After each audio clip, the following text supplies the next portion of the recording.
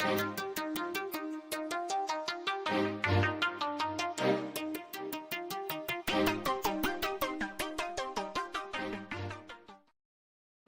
y'all, it's the Coastal Critiques panel. We are finally back with our recap review. We're starting off the season strong with the Real Housewives of Salt Lake City. This is season 5, episode 1, entitled Costume or Couture. Let's get into it. Let's go, let's go.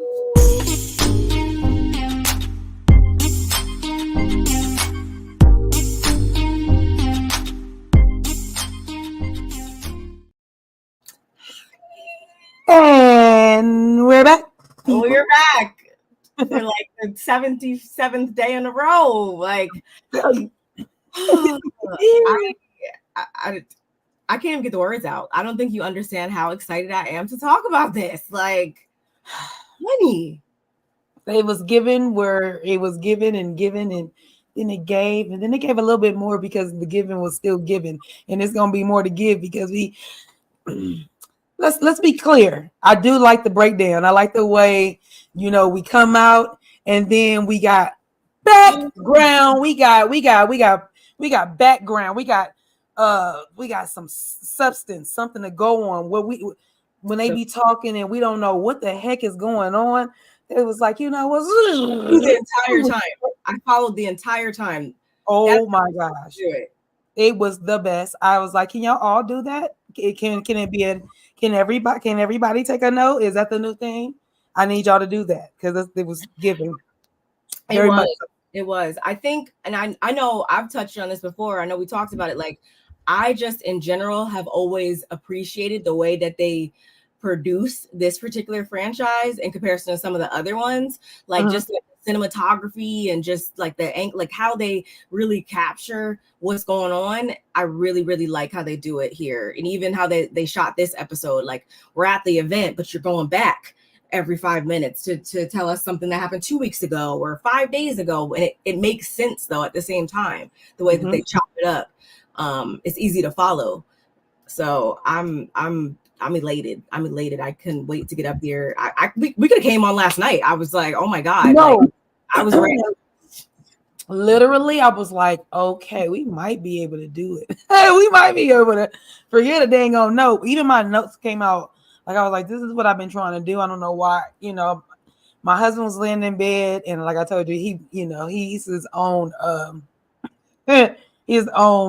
commentator. And so I let him commentate himself to sleep. But, it's so funny because he's a truck driver and, he wanted to move to Utah and asked me. I'm down. Like, let's go. But so I said, look, we have a place where you want to move. And he said, where? I said, Salt Lake City. He said, no, I want to move to Utah. I mean, Salt Lake City is like downtown of Utah. I said, well, whatever. You know what I freaking mean. And so he said, no, you need to be around people I said, no, not necessarily. But it would be nice to be where people, I know a few people. But yeah, the man was serious. And this is around the time that maybe they were in their second season. And I was like, my husband is serious. He literally is serious about it. Yeah, I freaking loved it. They always draw our attention. They always captivate us, I feel like. And that's why I don't understand why every single season, unfortunately, we get the whole, oh, what are they going to give next season? Well, Monica's not there. Jen's not there. Or what are they going to get? And I'm just like, stop counting them out. Like, if y'all don't know by now, like, it's season 5. It seems like they have really settled into who they are as housewives. Like, they not here to play around. The paychecks clearly are paychecking. They probably making some real, money right now, especially like the OGs, of course. Get them incentives up because it's looking like it. It's looking like it. I was peeking around. Shout outs to Whitney. I see she got a new house. Like, beautiful too. Yeah. But okay, y'all. Okay. Before we get into it, y'all, you already know. You need to like the videos on both channels because we are streaming from both channels. That did not change. We talk about a new franchise, but that didn't change. So hit the like button on both channels, please, and thank you. Also, if you're not subscribed to one of us, you need to be subscribed to both of us. So hit the subscription button as well. Hit the notification bell so you know every time we upload. And we would love to know your comments in the comment section. We want to know what you guys think about this premiere episode. We want to know how you guys feel about the season. What are your expectations? Tell us about the fashions, because this is like I feel like this is a low key, like people count them out, but like this is also a fashion franchise in my opinion. So we want to hear all of that. And I do see some of y'all popping in here and I love that. So, hey, Kevin. What's going on, Kev? Hey, always that girl one. Always good to see you as well. Love you. I'm just like love to see a cutie in the chat. We do. We love to see a cutie in the chat. We love to see y'all in the chat. Let's get this conversation going. Let us know what you guys think about our commentary. You want to rate it now? I'm sorry, I didn't mean to cut you off, sister. But did you want to rate the episode now? Or did you want to rate the episode at the end? We can wait until the end. I think because I got pictures, so we could just We'll let's rate it at the end. That way they gotta stick around. What's up, Kinder? What do you do? I'm sure y'all can already tell how we feel about it anyway, so I'm sure you guys could probably clue into what we probably are going to rate it, but we'll save that for the end. Hey, Cantor. We be talking, and don't get me started on the stop. Some fashions I was here for more than others, of course, but I think that this is a fashion franchise. I do. And before we do that, did you watch the after show? I did. Okay, we'll discuss that afterwards too. I did. All right. We on.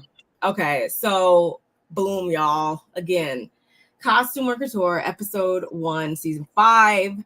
Like right off the bat, like they're cueing the dramatics. We get this really great introduction. They got the music that Cutie doesn't like.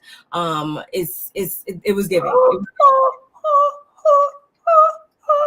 And I'm like getting chills. I'm so excited. I'm like, okay, where are we going with this? We did talk about the fashions and everything. The one thing I want to say before we really get into it, though, is the one thing I didn't appreciate as far as like the production of it all is why the hell. I shouldn't have said that so soon. I'm sorry. But that's how I felt. Why the hello? How y'all doing? Is how it goes. You know why do we go from this? I think this is a great shot of them. They all look good for the most part. We're good there. Mm-hmm. Why do we go from there to then you guys putting this as the? What the is this? Why was I? The only thing I can think of is everything costs money. Let me look. For the life of me, I was like, why are we still getting this picture? Okay, and they put they put Bradwin in it. They put Bradwin in it with a beige outfit on. Her picture's new. Everybody else's is obviously. That's what I'm saying. As they slid Bradwin in there. Okay, because I had my notes and it was over there. Yeah, she looks. And then go back to the purple.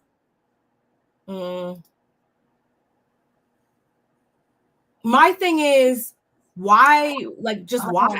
Why are we retrogressing here? But the only thing I can think of is stuff costs money, and they needed to cut costs. Like I just said, we got we got 2 additional housewives. Actually, technically, we only have 1 additional housewife this season, but the paychecks are increasing. It's season 5, so maybe they needed to cut costs somewhere, and that's just an easy, thing to write off. Maybe that's the only thing I can think of.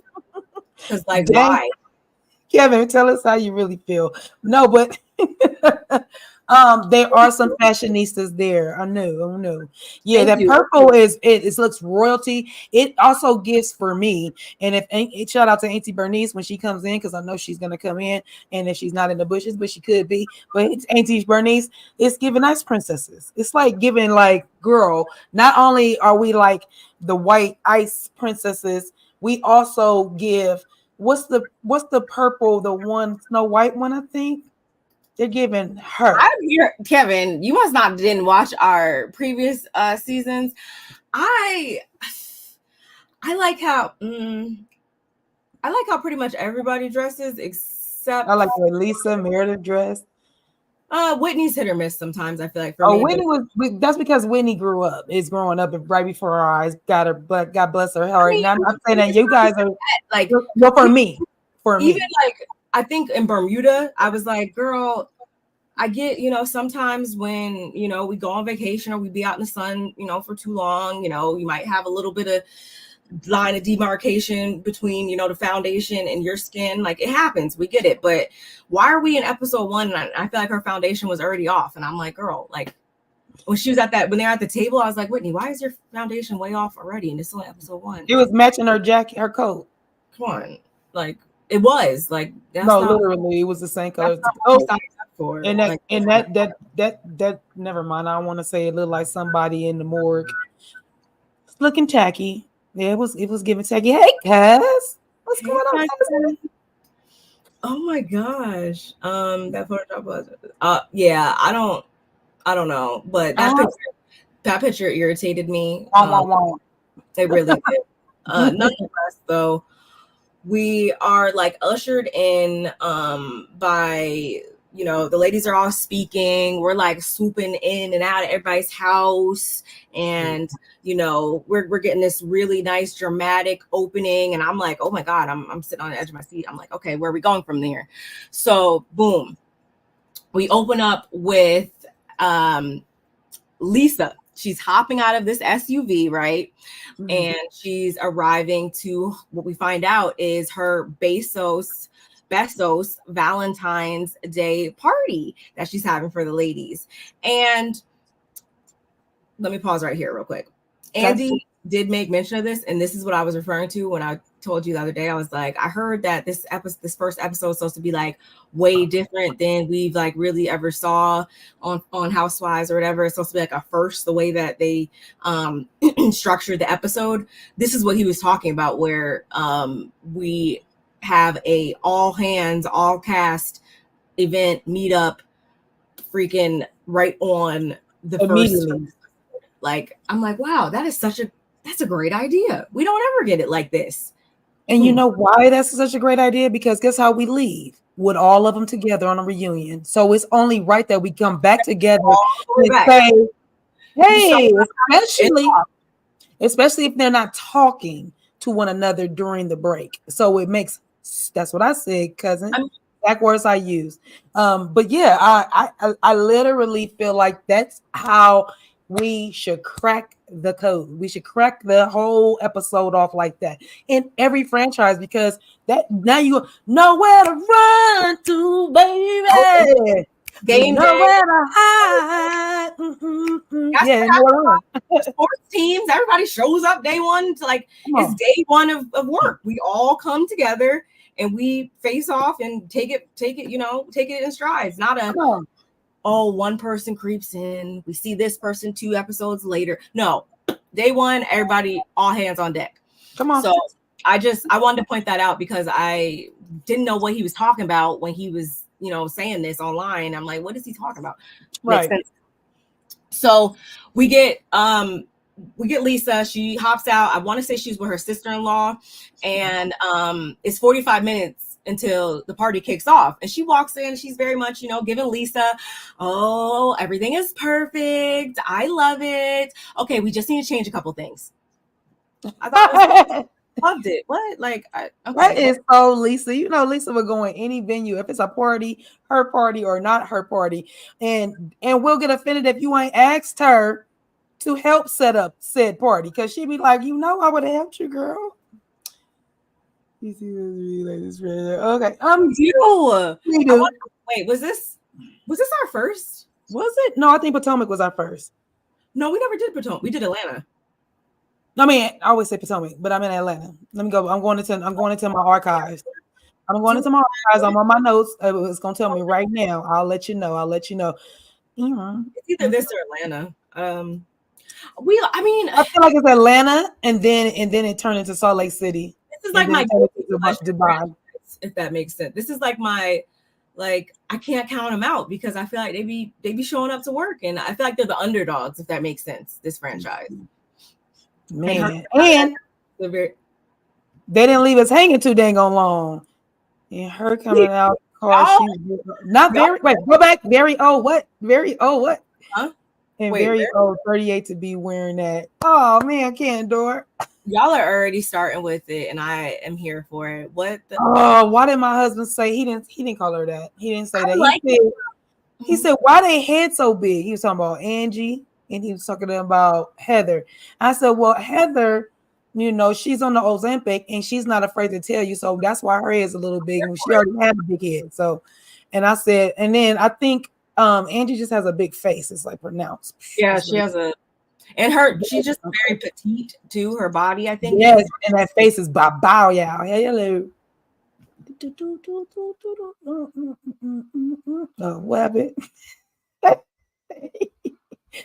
Okay, I'm trying to see because I can't tell which. I feel like it was somebody. You can't put it up. Let me read. Why did you say? I noticed something there. Looking. Oh, what's up with the skin? And Lisa mirrored in the new poor girl's face. Okay, so what they need to do is call Stansberg. They need to get in touch with Stansberg. Because Stansberg got all the gifts they keep giving. Or maybe if they're going to Heather's place, maybe Heather's place is not up to par. Because why? I don't understand. Okay, I'm sorry. I'm with you. I'm with you. My face old. I'm older than all of them. So yeah, I'm okay. And Mary's a day older than me. I mean, a day younger than me, y'all. Mary Cosby is born October 21st, 1972. Heather, I think she just she's never, I don't think, ever been like 100% comfortable in her body. If I'm like remembering correctly, like I think maybe she probably always has had some body image issues, maybe, or at least in recent years or whatever. Especially when you're on a franchise like this, and every 5 minutes everybody's calling you, the big one or whatever. And I honestly feel like Heather was never like big. I never felt like that. It's just obviously when you're, if it's a spectrum of people, like everybody falls where they fall. And I just always felt like that wasn't fair to her. So I think she needs to kind of just start to feel her way in her new body and just, be comfortable in it. Maybe, if that makes sense, fully through and through. I think she's comfortable in her body. I think she needs her haircut. And I mean like a bob more like this way so that it gives this way so that it pulls away from the length that she keeps pulling down all her face. And she can keep the feathery look, but more body, but closer to the face is going to shrink her face a little bit and it's going to make her look younger. But yeah, see the long hair is making her face look long. So if we cut that, I mean, dang near to her chin, or even give her a front fullness in the front, but keep it short like a bob, give her some attitude. Oh, the body and the face gonna make sense. And then we won't be talking about the strange of it all in her face and how long the face is and how big the face is. She needs some layers and she needs it shorter, like kind of like how Whitney's wearing her hair, but more volume. And that's my hair tip for the day. Okay, I mean, no, seriously, I'm all here for a switch up. And I just always felt like dang, like I try to look at things through the lens of them at times and still realize that we're all human, and like, oh my gosh, like I can, especially being a content creator myself, like, and putting myself out there and stuff like that. I try not to go so hard sometimes, because I feel like that does take some courage to get up there and stuff. And I mean, they say, right, that the camera adds 10 pounds. So I try to, I don't know. I'm trying to start off on a clean slate, y'all. I'm trying. You see me trying?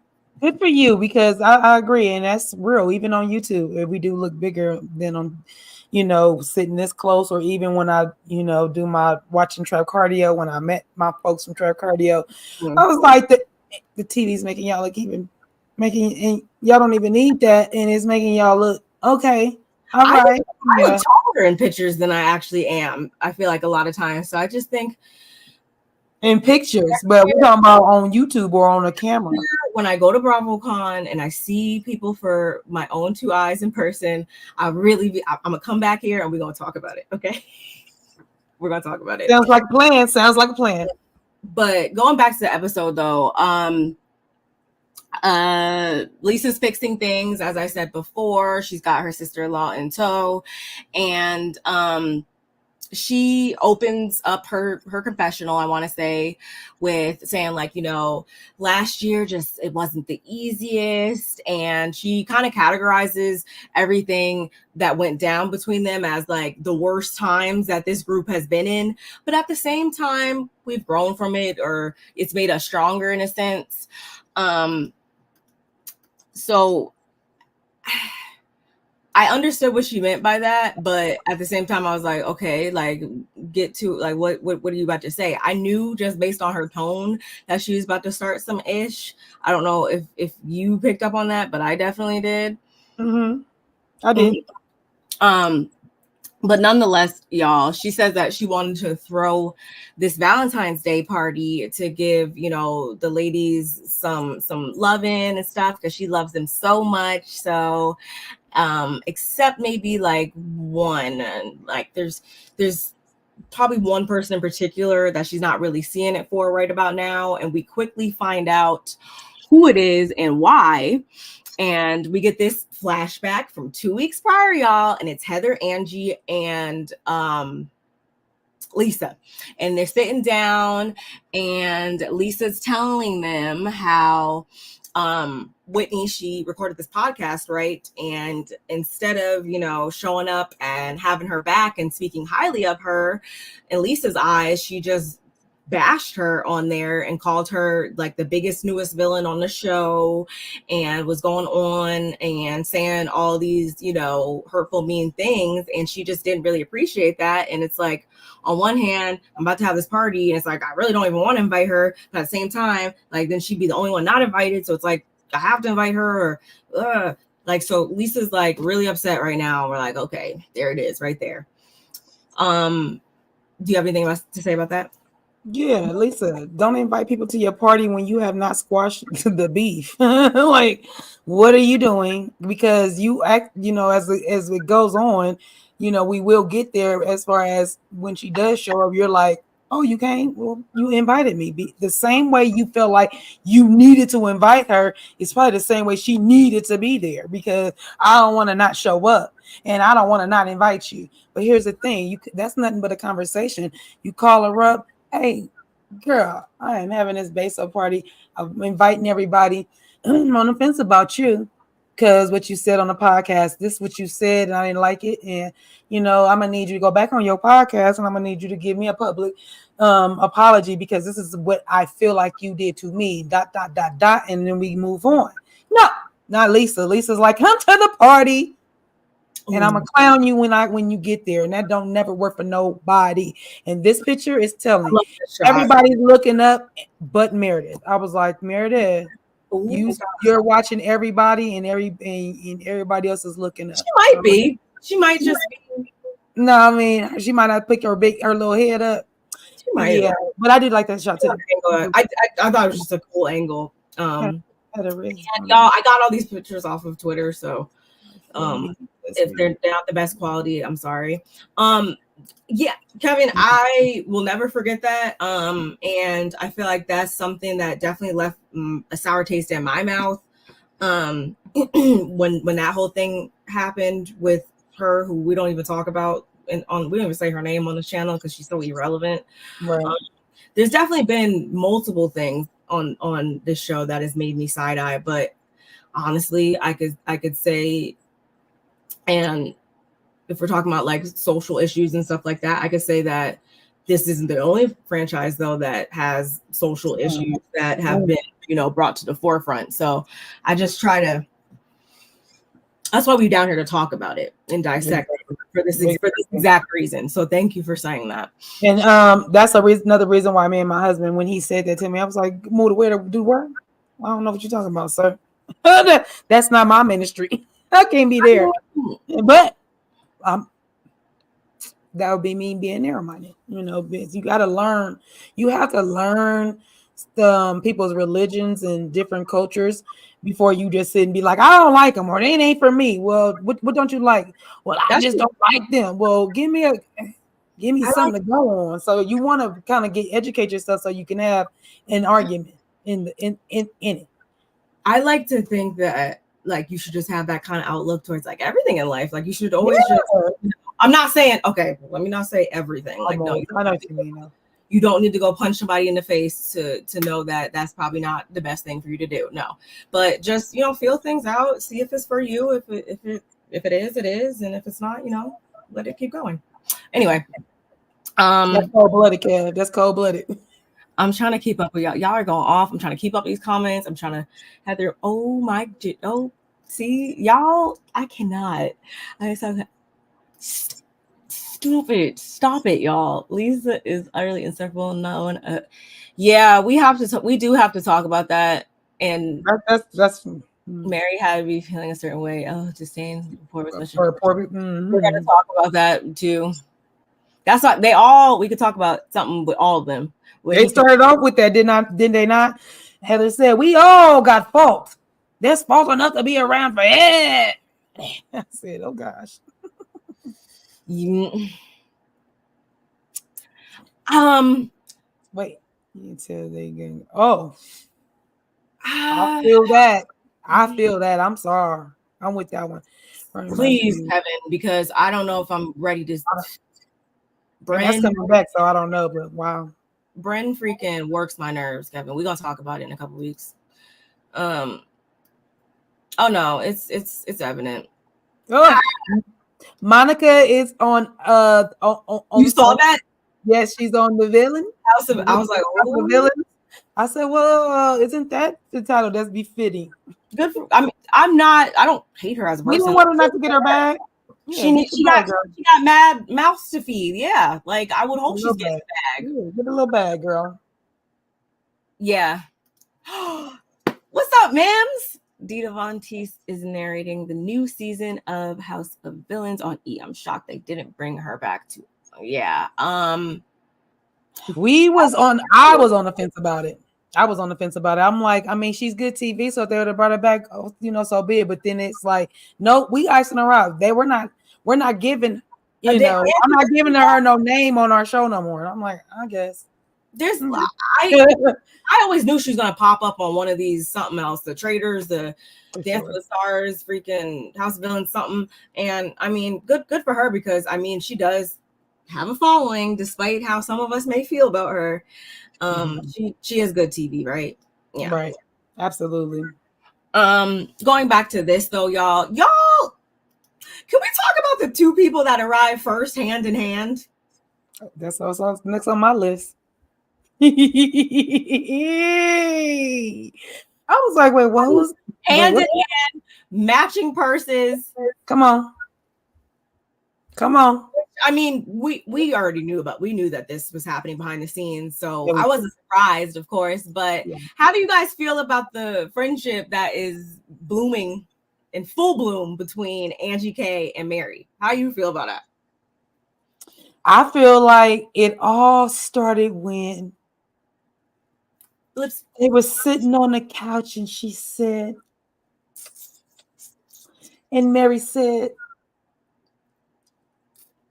and then Andy says, so, Mary, who you get along with, who you love, who you like. Well, I like Angie. I said, what? So all that means is that Mary likes real people. Don't be fake and phony. And if you are, I'm going to tell you about it and give you my opinion on it. And that is what it is. But I think it's cute. I think Angie gonna need a new friend. She's gonna need somebody, because I feel the same way. Who said it? Was it Candor that said it? I really feel like they're gonna be gunning for Angie. Show needs her. She was the reason the ratings were. That's what you talking about. You talking about what you call her? Guna. Shout out to Rodney the Voice. Gunica Garcia. Yeah. Yes, Rodney. You know how you do. I love it. I mean, I think that collectively, I think that all of them are going to come together. Mary seems to be really clocked in. Like, even I knew that she was clocked in, but she even shocked me how clocked in she was in this episode. Like, I think we might be able to pull it off, y'all. And although I have some opinions forming about a couple of the new ladies, I think one or two or three, however many, are actually going to add something this season too, just as newbies. So I think we might be okay. Like literally the newbies. I mean, Browen's Browen, whatever, however you say it, bro. No, Browen. I like the way she came out. She didn't come out all no. You got to bring it out of me. Nah, she didn't do that. Don't do that. Don't do it. Don't you do it. We ain't even got to her yet. Don't you do it. Okay. As a newbie, that's all I was talking about. Just on that newbie stuff. Okay. Right? Okay. My wheels don't you do it. So Mary and Angie walk in hand in hand. Yeah, their friendship, y'all, started like my good sis, we just demonstrated for you all. A little bit of that, and the rest is history pretty much. Angie appreciates Mary because she's like, she has a different sweet side to her, like, and not everybody sees that or whatever. I'm glad she shows that to me. They got matching glasses, and they went to Kathy Hilton's Christmas party together, so they're locked in. Wasn't that how Monica? Didn't her and Monica? Now I ain't gonna say they were like that, but didn't it end up being kind of something like that to that? Like she did first, she would, she talked about Monica about her fast food and stuff and how she eating, don't care about what she eating, or not fast food. She was talking about the food that she was eating, and then she turned around and was like, "Wait a minute, you're not kind of like, Monica just kind of speaks her mind." So by the time they got on the reunion, I feel like her and Monica would not, they were like this, but I feel like they kind of appreciation for each other. So I'm still nervous when it comes to Mary. I'm still nervous. Y'all are too much, whether you like her or not, Monica. I won't say a snowflake, but does she deserve to be on somebody's TV? I'll give her that. Yeah. So somebody. We talking about specifically to this channel, sister. What are you talking about? You don't think she should have been back on the franchise? No, I'm saying for real. Do you think she should have been back on her franchise, or you be like, she don't deserve to be on there because of how she handled things? I just still don't think that she fits in with the cast, and I just remember I already just wasn't a fan. Like, I just wasn't a fan of hers. Like, she didn't wow me even outside of all the drama with the ladies in her one-on-one scenes and stuff like that. No, she didn't wow me, and y'all can go back and watch our videos, and I said it back then. And I mean, everything fizzled out the way it did. Ultimately, in the end, I was like, well, I could get why you probably don't want her back and why it probably wouldn't make sense in the group, because then y'all, that's when we start to get that divide that we don't like. About that. We did. Like, we're watching two shows, and I don't want. I'm not gonna film with her. In my opinion, that's like not tainted by that yet. Thank gosh. And I just want to like. I want to save that for as long as possible. Like, let's preserve that. I like it. I like your explanation, Buki. But again, going back to the episode, y'all, Heather showed up next, I believe. I liked her outfit. The pink shoes at first threw me off, but I tried to understand what she was doing. Did you hear the lightweight shade when Lisa greeted her, and she was like, it's not a theme. I said, bitch, who are you talking to? She said it's a stress. She uses stress. No, she said it's a not a contour, but a I put it on here. Is that no? Did you hear Mather? Who is Mather? Who is Mather, y'all? Did you hear Meredith say? Is that Heather? When she was walking up, I was like, oh my gosh. Oh, because she's, never mind. I know why that, but Lisa said something like, it's not no theme party. And then she was like, oh, I know. And then she was like, oh, it's a fashion. It's a high fashion. Oh, I know. I love a theme. Lisa's like, it's not really a theme. It's not a theme or whatever. I was like, Lisa, are you just trying to say you don't like the girl's little work out of her dress? It's a theme. It is a theme. Bezos, Invitation. everybody in pink and red. Like goodbye. It's on Valentine's Day, for God's sakes. What you talking? These are these moments that make her unlike Cool, people. Cocoa Puffs. Moving along though, y'all. Mary actually is the first person that comments on Heather's weight loss. Heather says she lost 25 pounds. She is again not ashamed to let y'all know that it was the Ozempicing over there, and yeah, and she actually did you ever watch that like little documentary or whatever she did? I just saw it.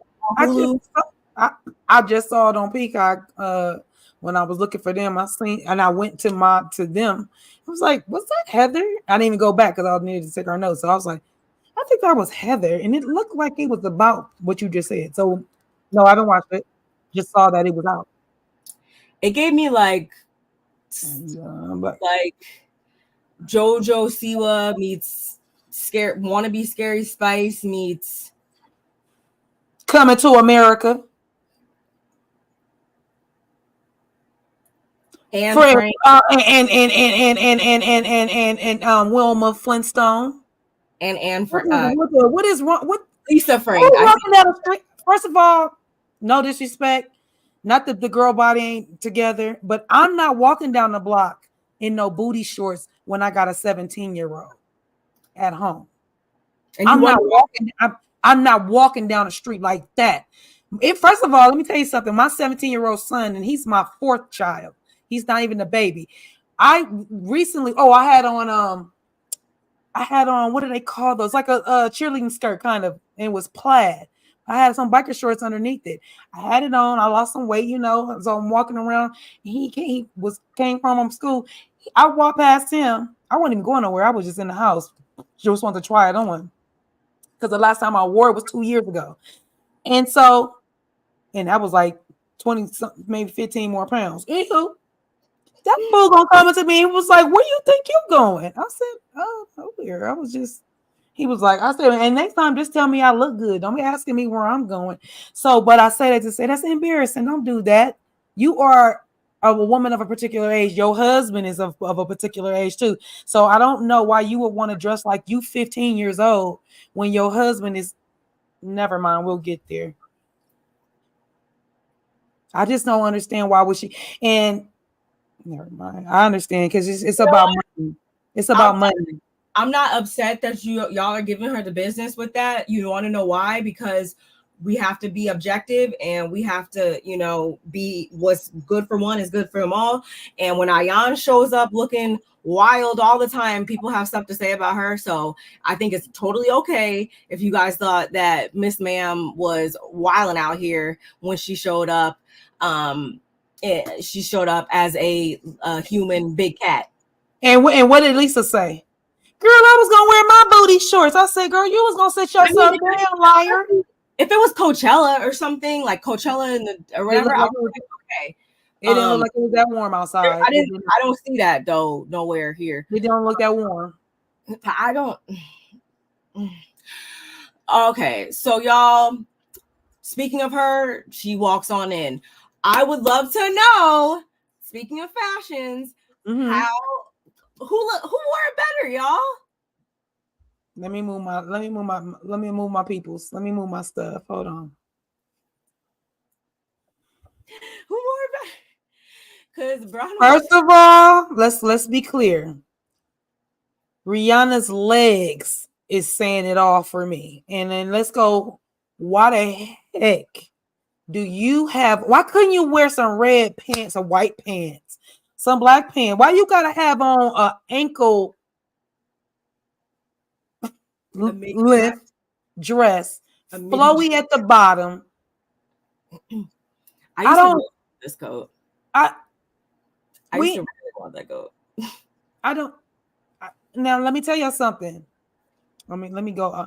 I was married on Valentine's Day, y'all. I was married on Valentine's Day, so I love me a red heart.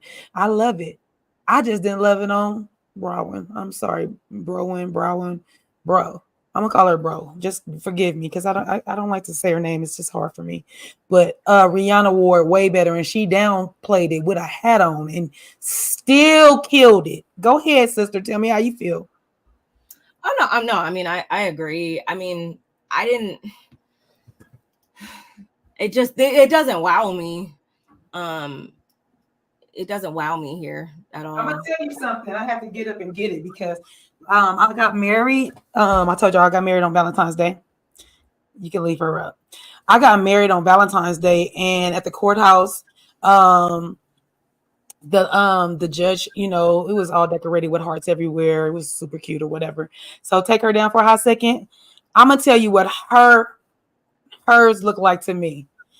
It looked like this stuffed animal. This is I hang this on my I hang this as it goes on. It's on my closet. I've had it. Me and my husband be married 12 years this year. We've been together 24 though. We've been together 24 years. But this is what she was giving to me. She was giving it like this to me. It was just looking like It was wearing her. it was wearing her. When Rihanna got it on, Rihanna said, huh, let me show y'all what I can do with this heart. Y'all are wild. You're wild. They're wild. Everybody is wild right now, and Well, if you don't do that, wait till we get to old girl Brittany. Child. Did I get this comment? He needs to lay off the okay. I definitely it's definitely like I'm not used to seeing her like this yet. No, I'm not. I don't think that she was anything was wrong before. I thought she was cute thick. I thought she looked big boned. And I say that with being that, you know, I know big bone people. My mom was a big bone person. To me, she was always thick, or you know, now my mom is older, you know, she just hit 70 last year. So she, you know, she then lost that thickness weight.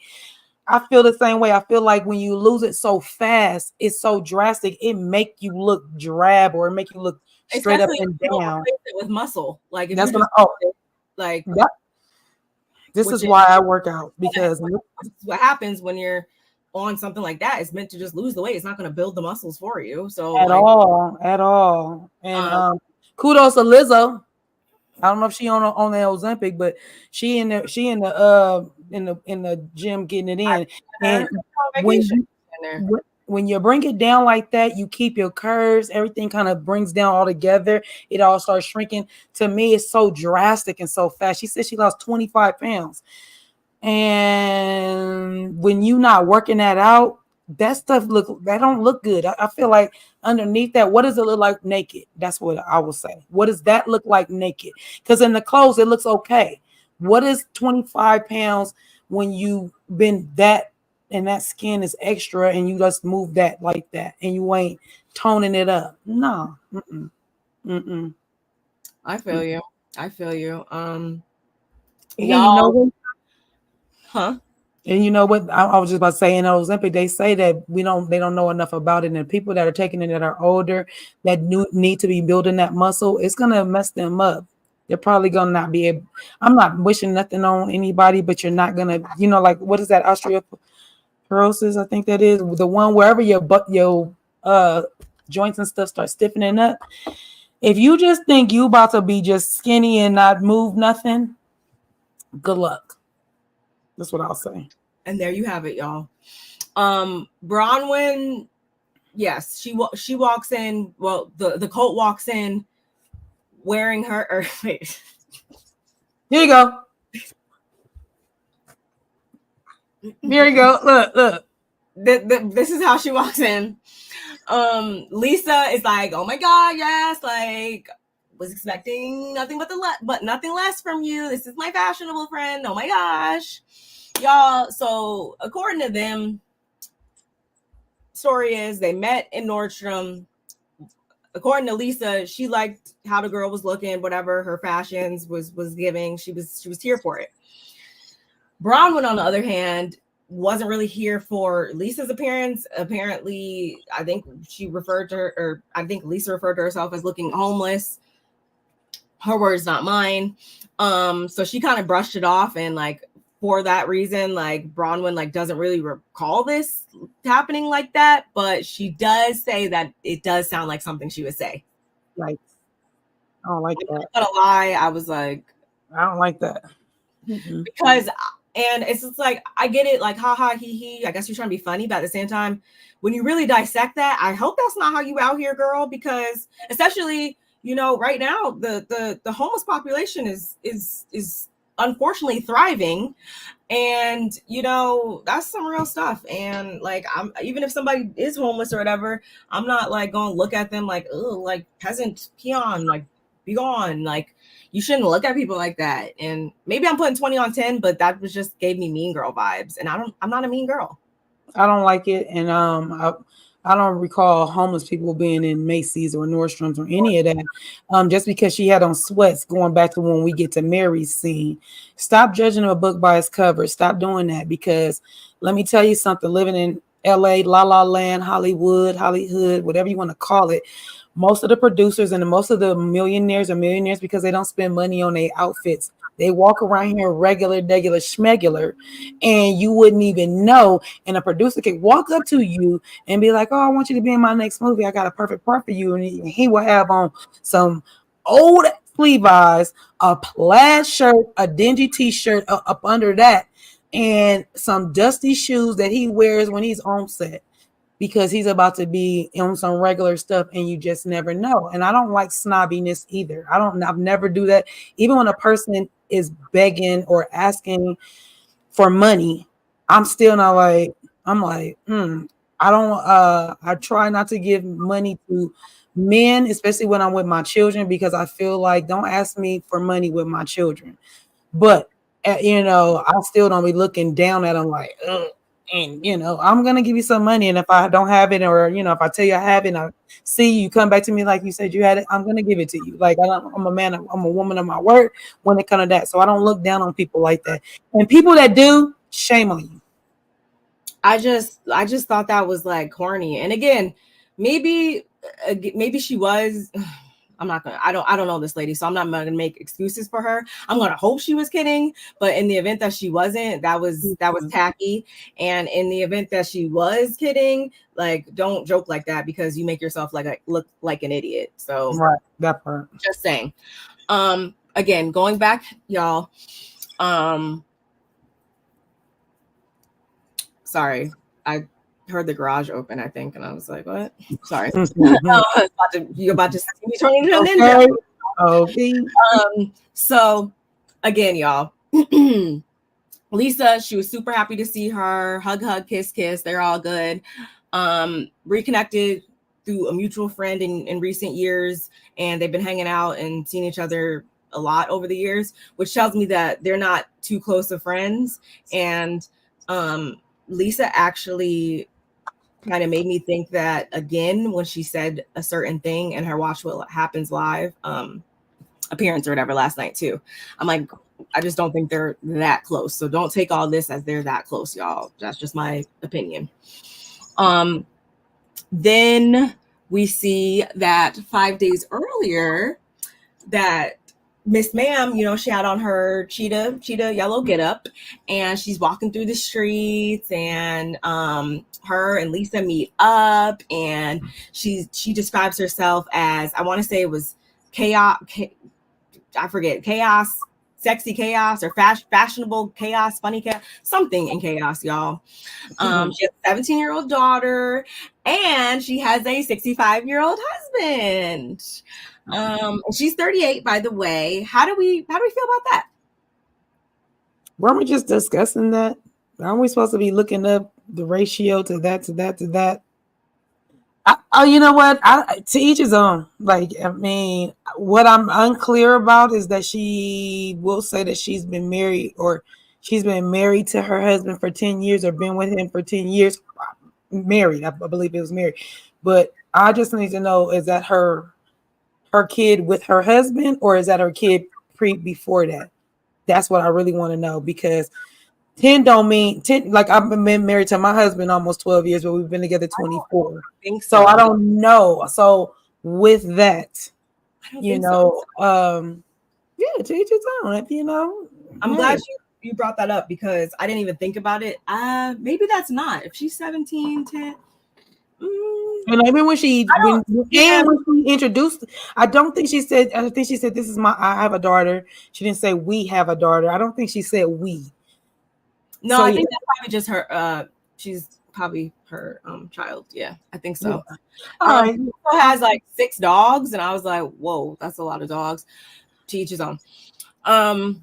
Again, going back over to the party, Meredith, she comes in looking great in my opinion. A little fur never hurt nobody. I'm here for. What are you laughing at? Wait, what are you laughing at? Endure.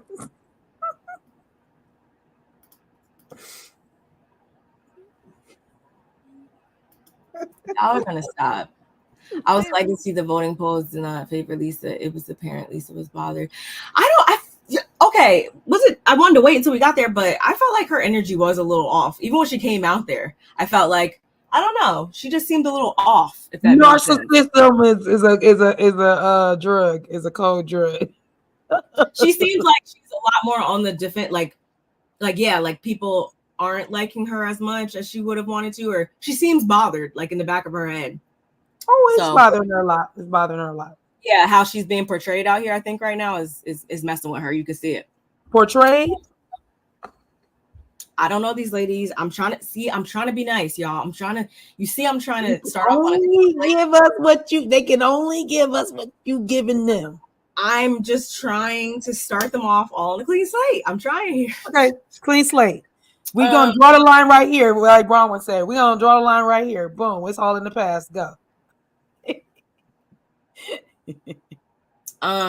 Yeah,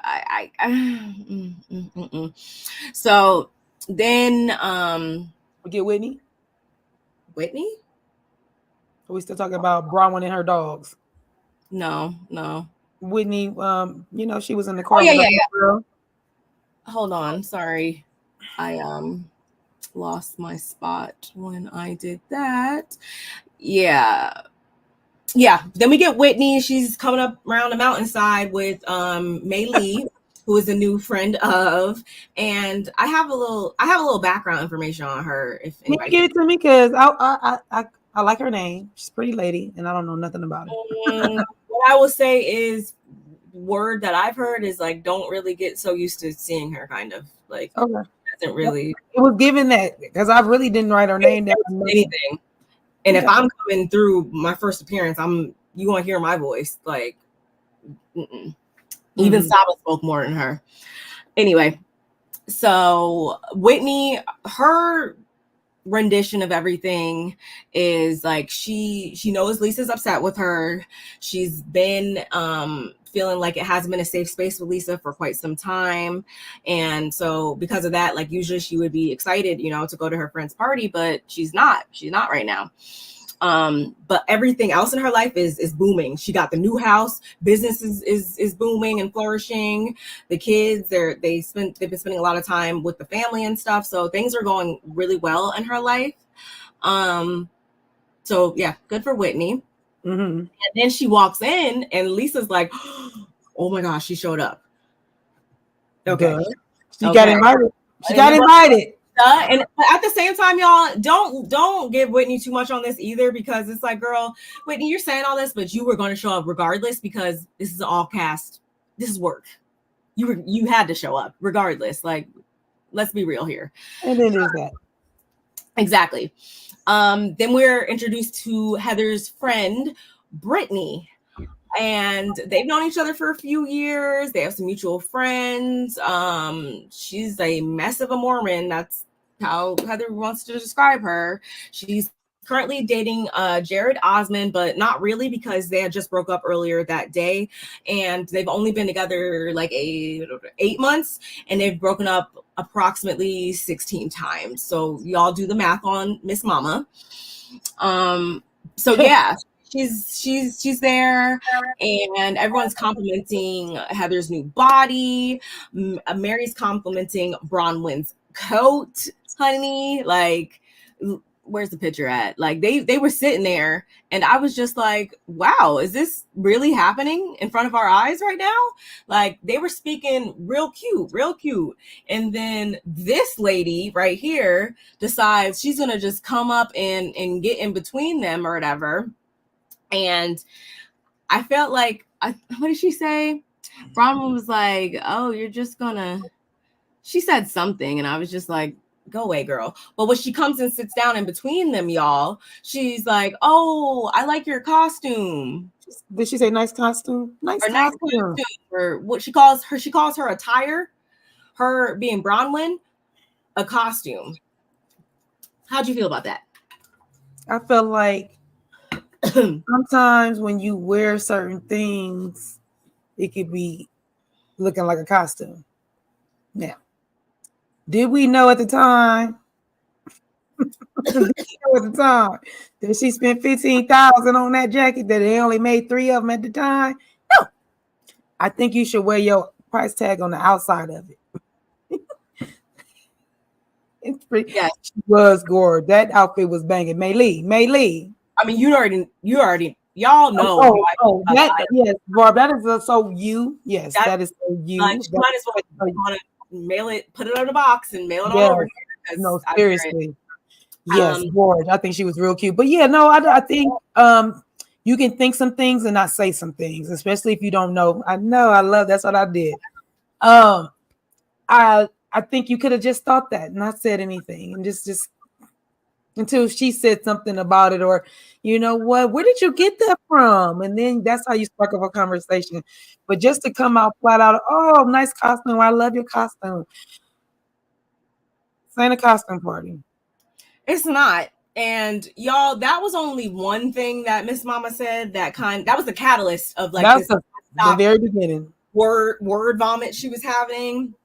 Because again, she sits between them, and Mary also is very much like, it's not a costume, it's fashion. Like Mary was like, who is you know Mary's quick to who is this? Who's this? Who is this? You know, Mary's quick with it. And she's like, and not to mention, you got on a whole German Shepherd. Like, so who are you? 10 of them, not 1, 10. 17 or 10, yeah. It's like she just took him to the groomer and went zzz. And I was like, Mary, I need you to, like, when I say Mary off the porch this episode with it. Because it was her own fault. Why she gonna call? Why she gotta call Mary's closet, that her office that she turned into a closet?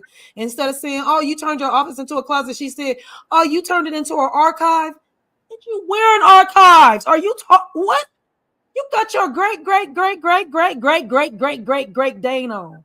If you don't get away from me, that's your great grandmother. Your great Danes. Y'all know that Mary is somebody you have to say the exact, like, you can't transpose things back to her like differently. Like, it has to be the exact same way. Otherwise she's going to take it as a slight her. Shout out to Mims. You got to be a straight shooter, and that's the only way she respects. Cannot even, like, if you say pink and she said freaking hot pink, like, you have to say hot pink. You can't just say pink. Like, y'all feel me? So I say that to say Brittany is like saying all these things, and Bronwyn was quick to let her know that it was a $15,000 coat. It's one of 3, which I heard that's not even true. Anyway, and so Mary, she's like going on talking about how, you know, in her office, and like my good sis just said, she uses the word archive instead. And then we move into how Brittany's talking about, or Mary actually opened up for a second a little bit, I felt like, and was like, yeah, when I was younger, I had 5 siblings, and we didn't really, you know, there was just never enough. I got what she said. I'm pretty sure my sister got it.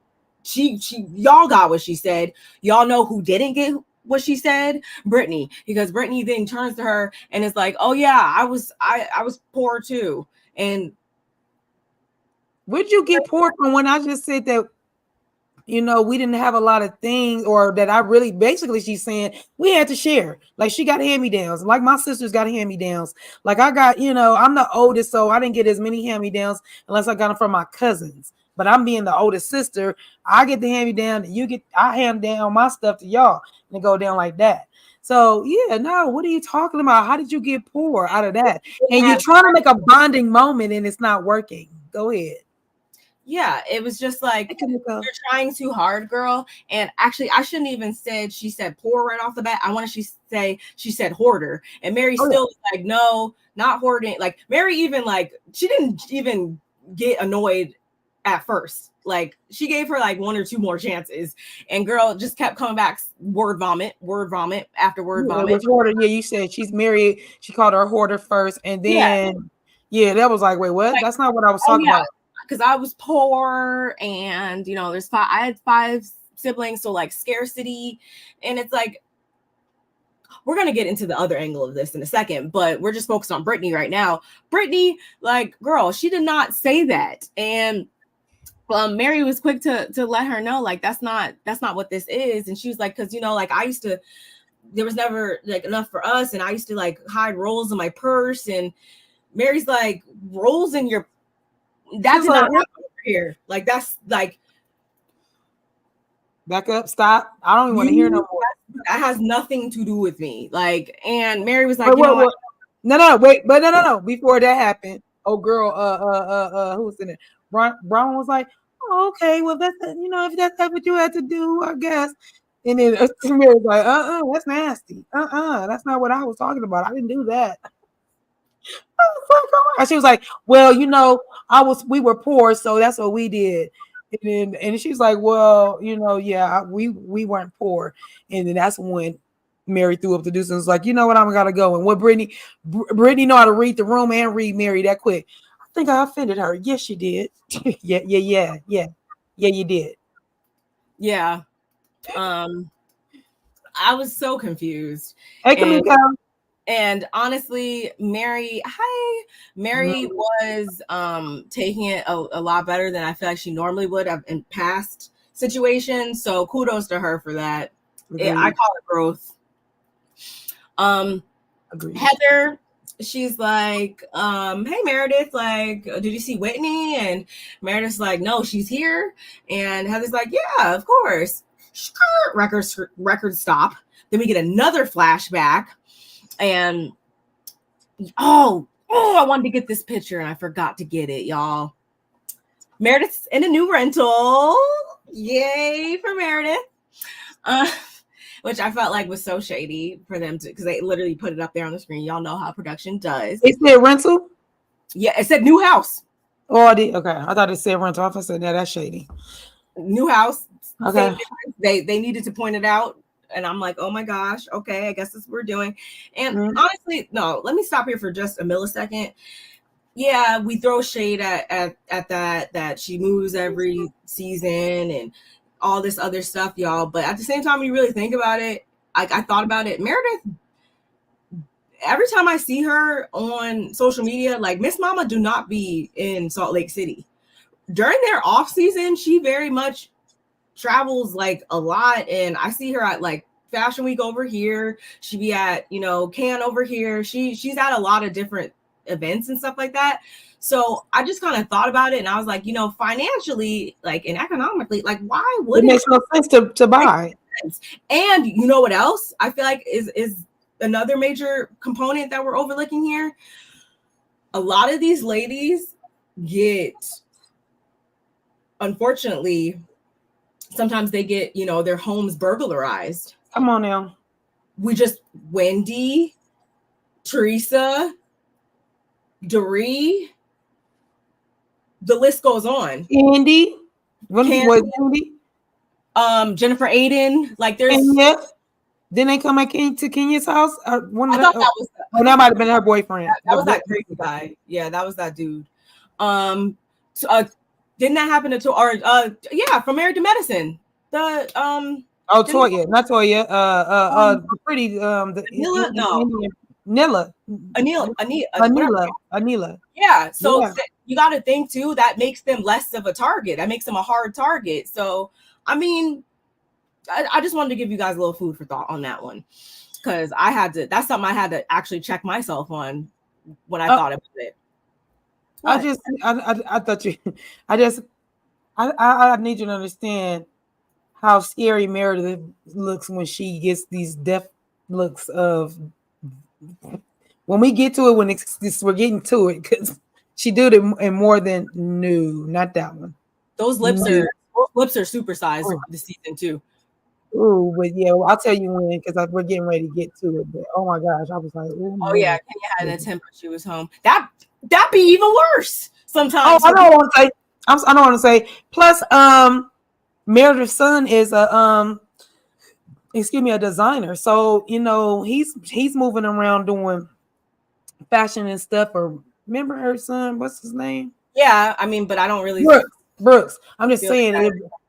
I can see her like, okay, he's doing the New York's Fashion Week during the summertime. She had her business too. Things going, and her husband wasn't he? His business is like based. He be gone. He was always gone. He be gone. That was one of her him and his cup. So yeah, like, I agree. You're right. You guys we got to think about that. So that's smart. I wish I didn't have to pay rent all the time and mortgages all the time. Must be nice. Anyway, so that picture I just pulled up though, that's actually where we are in the episode. Yes. So who was it? Heather on her a week or so earlier, right? And she was sitting there like that because she had just got her third breast reduction because she has this tissue abnormality that causes her to have excessive breast growth. So this is her third time going through this. So she was just obviously recovering from that. And I heard that she had this issue. Remember I said that? I didn't say that. Remember I said, I don't know. Sometimes I see Meredith, her boob they look small. She had she would wear the blazer jackets and then her boobs would look little. And I said, did she get a boob job? Because now they look all big. I kind of was like, no, she's always got a big boob. I said, but no. I said, she wore a blazer with no shirt on underneath it. And you can't do that when you got big boobs. One of our, y'all go back. That's in one of our videos. You did say that. And that makes sense now. I said, thank you, Meredith. Because I've been saying you getting a boob job. You've been boob reducing. Thank you guys. Y'all see what I'm saying? Yes. You're right. Yeah. Meredith, I was over ducks doing too much. Overactive ducks moving around. Like, wow. And some of us are on the total opposite spectrum. Mom, no, I'm on the opposite. Boy, oh boy, oh boy, oh boy. But okay. We see you, Meredith. So yeah, she's sitting there, she's telling, Heather this, and Heather's like, what's up other than that or whatever. And Meredith, she was going, this is how she was going to start her season. Y'all know. She's like, well, mentally. You gotta do it slow. You gotta talk slow. Because Meredith talks very slow when she, Well, mentally, I'm still back in New York. How everything happened when we left Bermuda, I was just very disappointed. And Whitney, so we get this flashback of Whitney we seen last season. She launched her Prism jewelry. Then last year at the reunion, we see Meredith talk about how she was moving from she's going to be moving into bath products going forward. And so Whitney apparently started doing bath bombs and other various bath products as well. And so Meredith is very much like taking this as a dig to her. Meredith told her that Meredith's thing are bathtubs. She didn't know she had to specify and say all that meant the loofahs, the bath gels, the washcloths, the bathtub cleaner. She didn't know she had to say all that. So she's very much like, yes, Whitney. And because Heather was like, you think she did that on purpose? Like, you think she did that?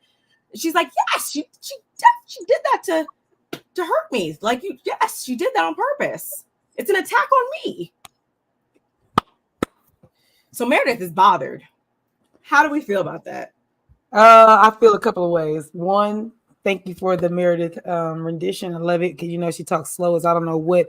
Because I almost feels like she has Parkinson's sometimes. It's just sometimes it just feels like she's kind of talking like Ronald Reagan sometimes. I don't know. But She said Ronald Reagan, y'all. yeah, like Ronald Reagan used to talk like real slow. Uh shout out to Ronald Reagan. She has to stop. Anywho, I'm trying to figure out why would she think that anybody's coming for her. So is she gonna come for everybody that's doing bombs? Are you coming for everybody? If you had a problem with her last year for her jewelry, why didn't you say anything to her? I didn't know you was interested in jewelry. Now we actually should collab. Nope, didn't do that. And now you coming for this girl for these bath bombs. I'm gonna have a problem is later on in the episode we find out something that Whitney is gonna clear up for us. Yes. But before we even get to that part, why wouldn't her cousin know and jump to her cousin's defense and say, well, you know, she couldn't be really coming for you because she did this woofy wop wop. So for me, I was like, okay, y'all doing this? Are we doing it for TV? Is it protection? Are y'all, where are we going with this? Because right now, this is looking stupid. Stop talking about, that's like when Karen got mad about freaking Wendy doing a candlelight. I'm doing candlelight. Now I want to do a home essential. Oh, I'm doing a home essential. Oh, you just doing everything I'm doing. No, but I can do what I want to do. You don't have a patent on the bathroom stuff. You just don't. So for me, two things was going on at the same time. I was already thinking like Whitney already had her line of stuff that she was doing. So I don't think she's coming for you as much as you're saying. I think she was going a little hard. She put the 10 on the 2. You're doing too much, you put 10 on the 2. That's all. And maybe because like I'm just actually no, I already answered my question without even saying it, y'all. It's because I have real friends. I sorry, forgot. I have real friends, so naturally me and my sis right here, right now in front of y'all, we do like the same thing up here. We talk about the same shows up here. That's like me being like, really? You gonna do morning show? You know I do morning shows. Oh, so you gonna talk about Diddy? You know I'm talking about Diddy though. Well, everybody on YouTube talking about Diddy. No, but you know I'm talking about it, and you my friend. Now, if she had my background and my logos and my intro, that would be different, maybe. Totally. That would actually be weird. But but I say that to say, y'all, if she wasn't copying your packaging and copying this and copying that, like y'all know, like, especially a lot of times us as women, like, we like all the things. We like the jewelry, we like the perfume, we like the makeup, we like the this or that. So it's quite natural a lot of times for people to segue on over into, you know, another avenue of, you know, another. Like, I don't know why we just seen it on, even if you guys watched Dubai, we just had a whole, Lisa came on with Mina Rowe maternity wear, and she left this season with a skincare line. So it's not bizarre for you to be like, I think I'm going to do this now. Mm-hmm. Especially when it's not a specialized, like, specific product. Because if it was, you'd have a patent. That part. So that's just my little 2 cents, y'all. I don't know. Going back over here, though, we get a little bit of information on Jack. You know, he's off on his mission. He's in Colombia, and he's been gone for 8 months at this point. And has he been on a mission? I mean, y'all, this is he ain't been on vacation. This is Lisa's words, not mine. I'm gonna just leave it there. But she says, like, they have the coolest bookstores ever and the best coffee shops or barber shops or whatever. Okay. And they can only communicate through Facebook Messenger, but like he's doing so well. He's still the cool Jack, like all the things. Bronwyn, however, her version of Mormonism totally different. Her, if I remember correctly, her parents converted over, and then before both parents converted over, and then they were all the kids were obviously brought up in the religion, so much so that they all went to BYU. She of course got kicked out, and so yeah, that's her Mormon angle story, whatever. She's more traditional. She's more traditional, and Lisa's not as traditional. Well, the way that Lisa is having Jack, like how he's on Messenger and going to and calling and texting, it was a lot more strict, I guess, for her. Is more what structured, for sure. Yeah. More traditional, like you said. Mm-hmm. So she was taken aback a little bit, I guess. No, Candor, we don't. I'm sorry. No, I don't. I just see. Okay, see, I didn't want to be the first one to say it. Like that's why I'm just giving it for y'all. If y'all don't want me to talk about it, I will glaze on through, honey. Please. Okay, moving on. But Whitney or Meredith, Meredith won't waste no time walking up to Whitney and asking her, like, okay, so that was crazy. What's up? Or actually, I'm not gonna say Whitney walked up to Meredith. She did, and Meredith wasted no time, and she was like, so what's up with you in the bath bombs? Like before you even say that, it does seem like Whitney did walk in there trying to ignore Meredith and Lisa. Now go ahead. I gotta watch it back one more time. I seen the Lisa. You didn't say hi to neither one of them. And no, I thought I was paying attention for Lisa, obviously, with her being the host. I didn't think about it. Well, somebody asked Meredith, did you Heather? Okay, Heather said. I thought Heather was just being messy. No, she was literally just saying, like, did she speak to you? She said no. There wasn't that many people at the party, y'all. It wasn't. You could see through the whole party. I could see everybody. Yep. It was not. Everybody had on bright red or something. Like, wasn't not crowded, and it's all ladies. Yep. So we're just painting a picture for y'all. And again, Whitney's like, well, whoa, I don't have a problem with you. Because Meredith explains the whole situation to her about the bath bombs and everything. And Whitney's like, I don't have a problem with you.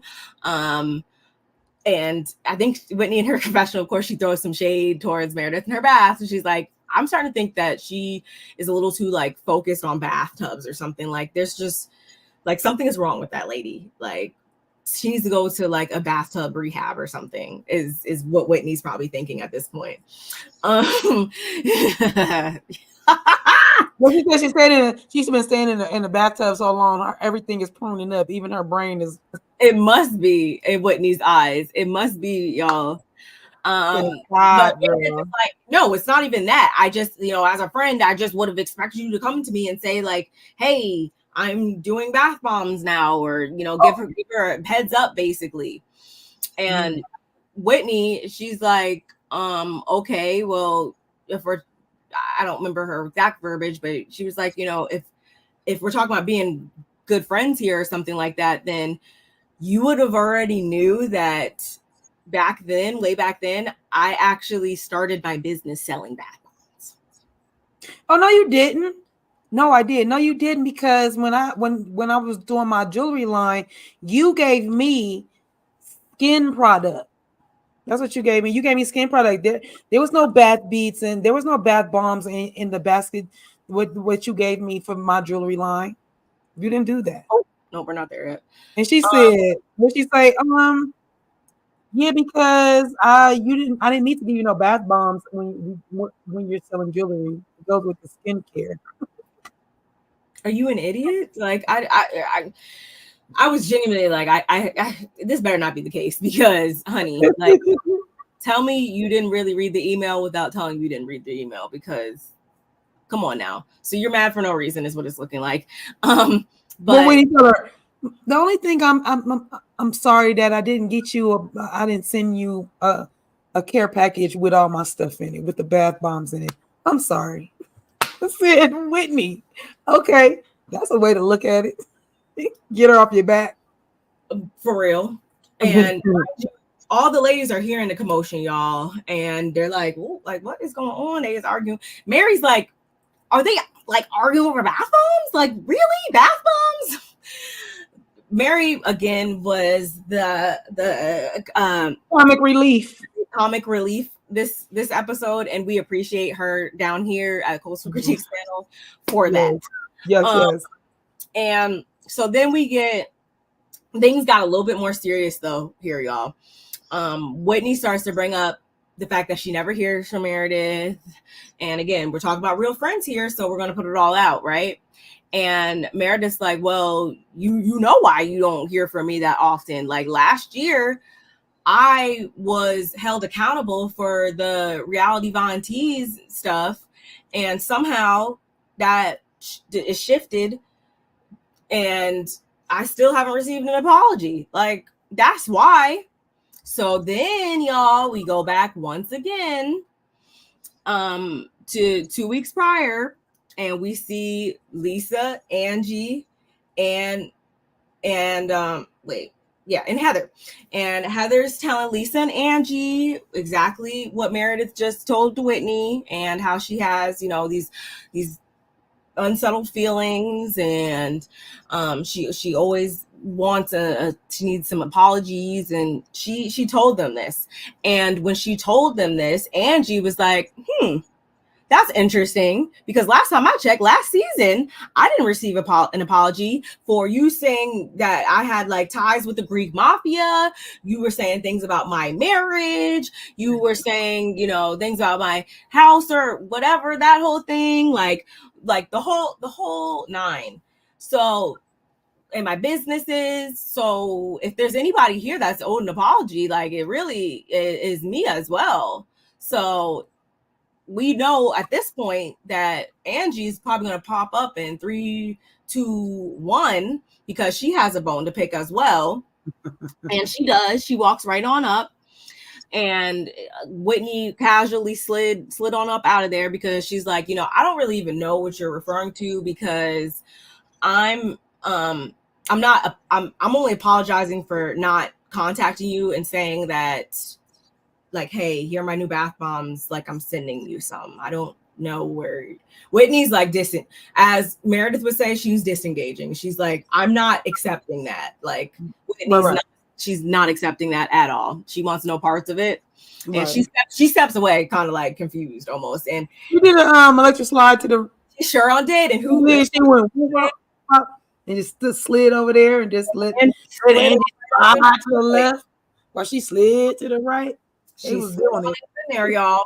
And now we got Angie and Meredith, and Angie, she jumps right off with it, y'all.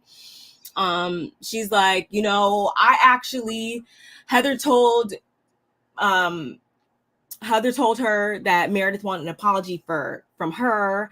And again, Angie's like, no, I'm the one who is owed an apology. And when I tell you, Angie came with the receipts, the timeline, you guys know, she came with the whole 9. Miss Mama had a whole scroll.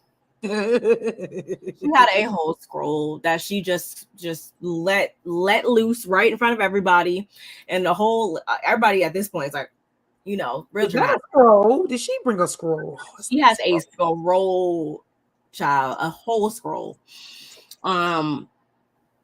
And she starts rattling off all the things, everything that she got on there. I meant to take that screenshot. Did I take it? Because I didn't see what it said. Oh, can I read? Oh, just in time for the holidays. Kristen said, "What? Y'all can read it." Like she starts. Basically, it was organized crimes. You accused of her organized crimes. You accused her of somebody could sue her and take her house, and you also came for her marriage. And those 3 things alone is enough.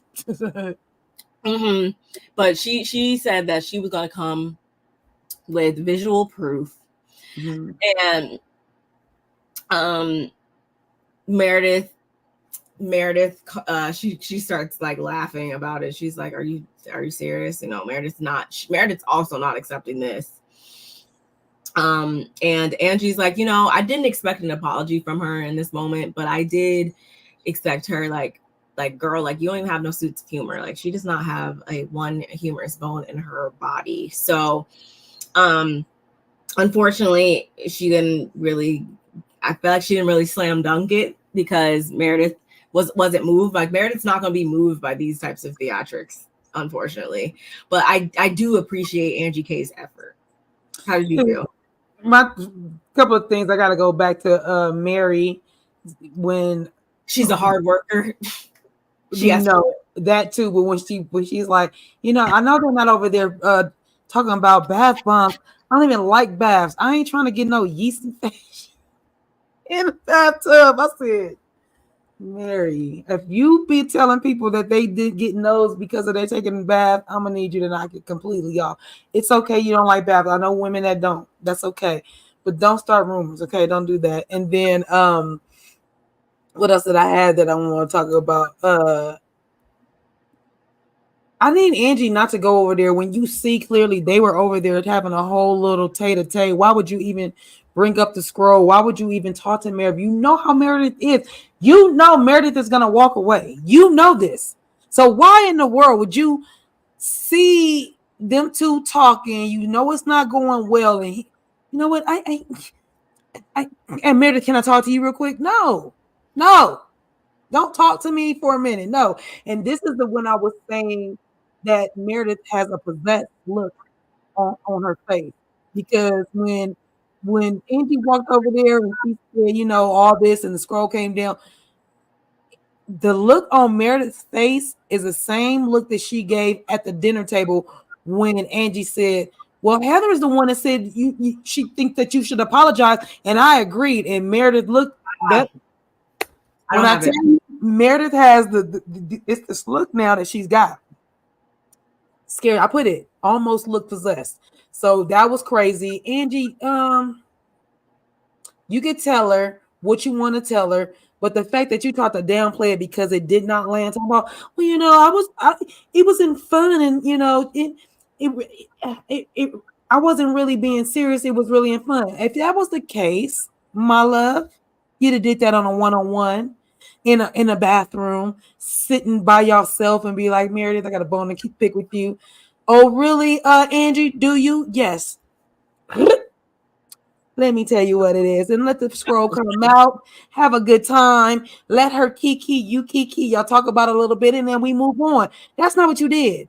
You decided to go talk to her while Whitney is they into it, and you think it was gonna roll well, and she's gonna be like, oh, that was funny. You brought out a whole scroll. No, it ain't. No, Angie.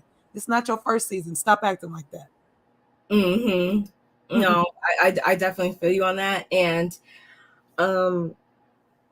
I feel like more so Meredith, yeah, she's just not going to like play into those types of theatrics. And semantics. I seen on Twitter someone said like, oh, you see how Angie always needs like somebody to like lead her into like having these scenes and stuff like that and addressing things like, and if you go back to last season, I had to think and I was like, that's actually correct. And Angie, I feel like she never just jumps into things without, as you said, seeing Whitney up there and then trying to tack her stuff onto like somebody else's stuff, if that makes sense. That's lame. And not only that, you have a point. You have a point. That's so weird. You put it in the best way that I'm long-winded. So it's a little different when I say it, but that literally is what it is. And it's like, oh, I guess I better go do it now while she's mad already. Now she can be mad at both of us. Like, you don't want the full steam of her. Like, girl, bye. Convince me to drink every episode. Hey, I've been saying that. And I'm gonna tell you why, because her husband always got a red cup. I knew you were gonna say that. This not a red cup, but the husband has always got a red cup. So I think, and no disrespect to my husband, shout out to husband cutie. What I'm saying is, my husband drink.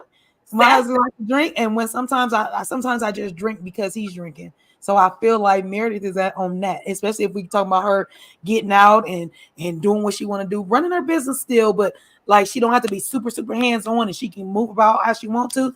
Yeah, it's shot o'clock at any time of the day, and I feel like I agree with you, Mims. I think a lot of them do that, and that's why a lot of them get in trouble and forget what they say. Yeah. Yeah. Shout out to the Red Cup gang. I'm part of that gang. Seth saves with a cup. We know that. So y'all, Lisa interrupts all this and she rounds everybody up. They have like a little cute little toast. Where's the picture? They have this little toast or whatever, and she's like, ladies, I've just, Jack is gone and John has just been traveling a lot for work, and I've just been leaning on you guys, all my girlfriends, and you guys are just checking on me all the time, and but at the same time, I just don't love podcasts, and me, and she's like, we have to talk, or we got to work some things out, however she puts it. But she's like, for now though, let's go inside. And they all turn around and they open up. It's like, was it a barn?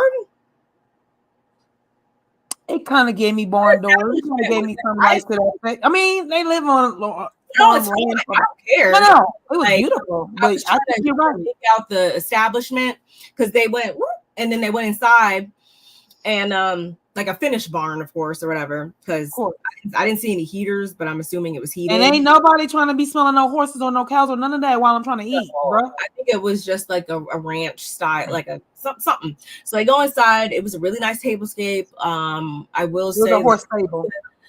Oh, yep. So Lisa, she did a good job. She did a good job. And going back to Kandar said did something about Lisa's alcohol or whatever. I did see the word Vita back there. Again, have you tried any Vita tequila? Because I know I haven't. No, we haven't. So y'all let us know if you guys come across some Vita tequila. Let us know how you like it. So they all go inside, and y'all, when Mary saw the seating assignment, she was not pleased. Mama said, Angie, she was supposed to say, move fast enough. She was like, move it, Angie, like fix it, like. He's like, Jesus, fix it. Anybody fix it. Somebody grab the name tag. She's like, switch it. Like, I do not want this girl sticking bread in my purse, because this is clearly something she did recently. Because last time I checked, little girls do not carry purses, and she's a grown up with a purse. So I do not need her sticking them in my Hermes bag. Mary is the gift that kept giving her last night. Mary, I don't think that lady was gonna stick anything in your purse. But Lord, when you came with, that happened recent. That's recent time, because and what, she didn't have no purse when she was no kid. That brought me back to the time. Now that right there is just too much. No, the graffiti jacket is not getting talked about because I think it was Dolce & Gabbana. I think it said Dolce & Gabbana on the back. So that's the only reason why. Well, for me, my daughter could have made that. Like, my daughter could have did something way better than that and had that thing fly.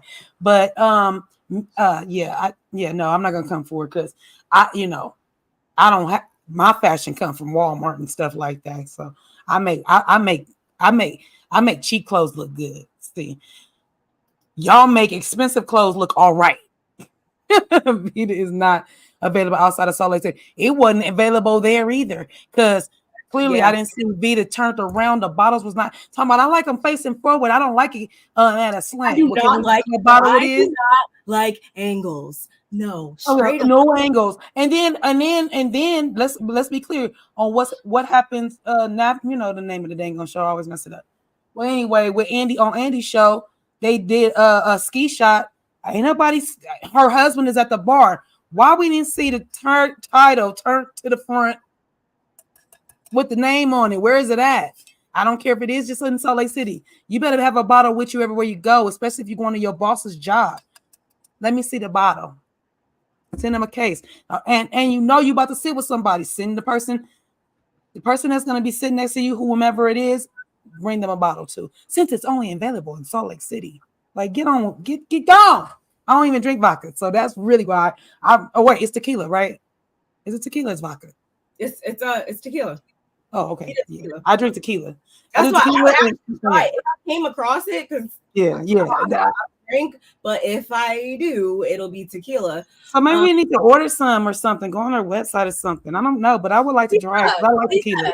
Lisa, so y'all tag Lisa in the comments. Send this to Lisa.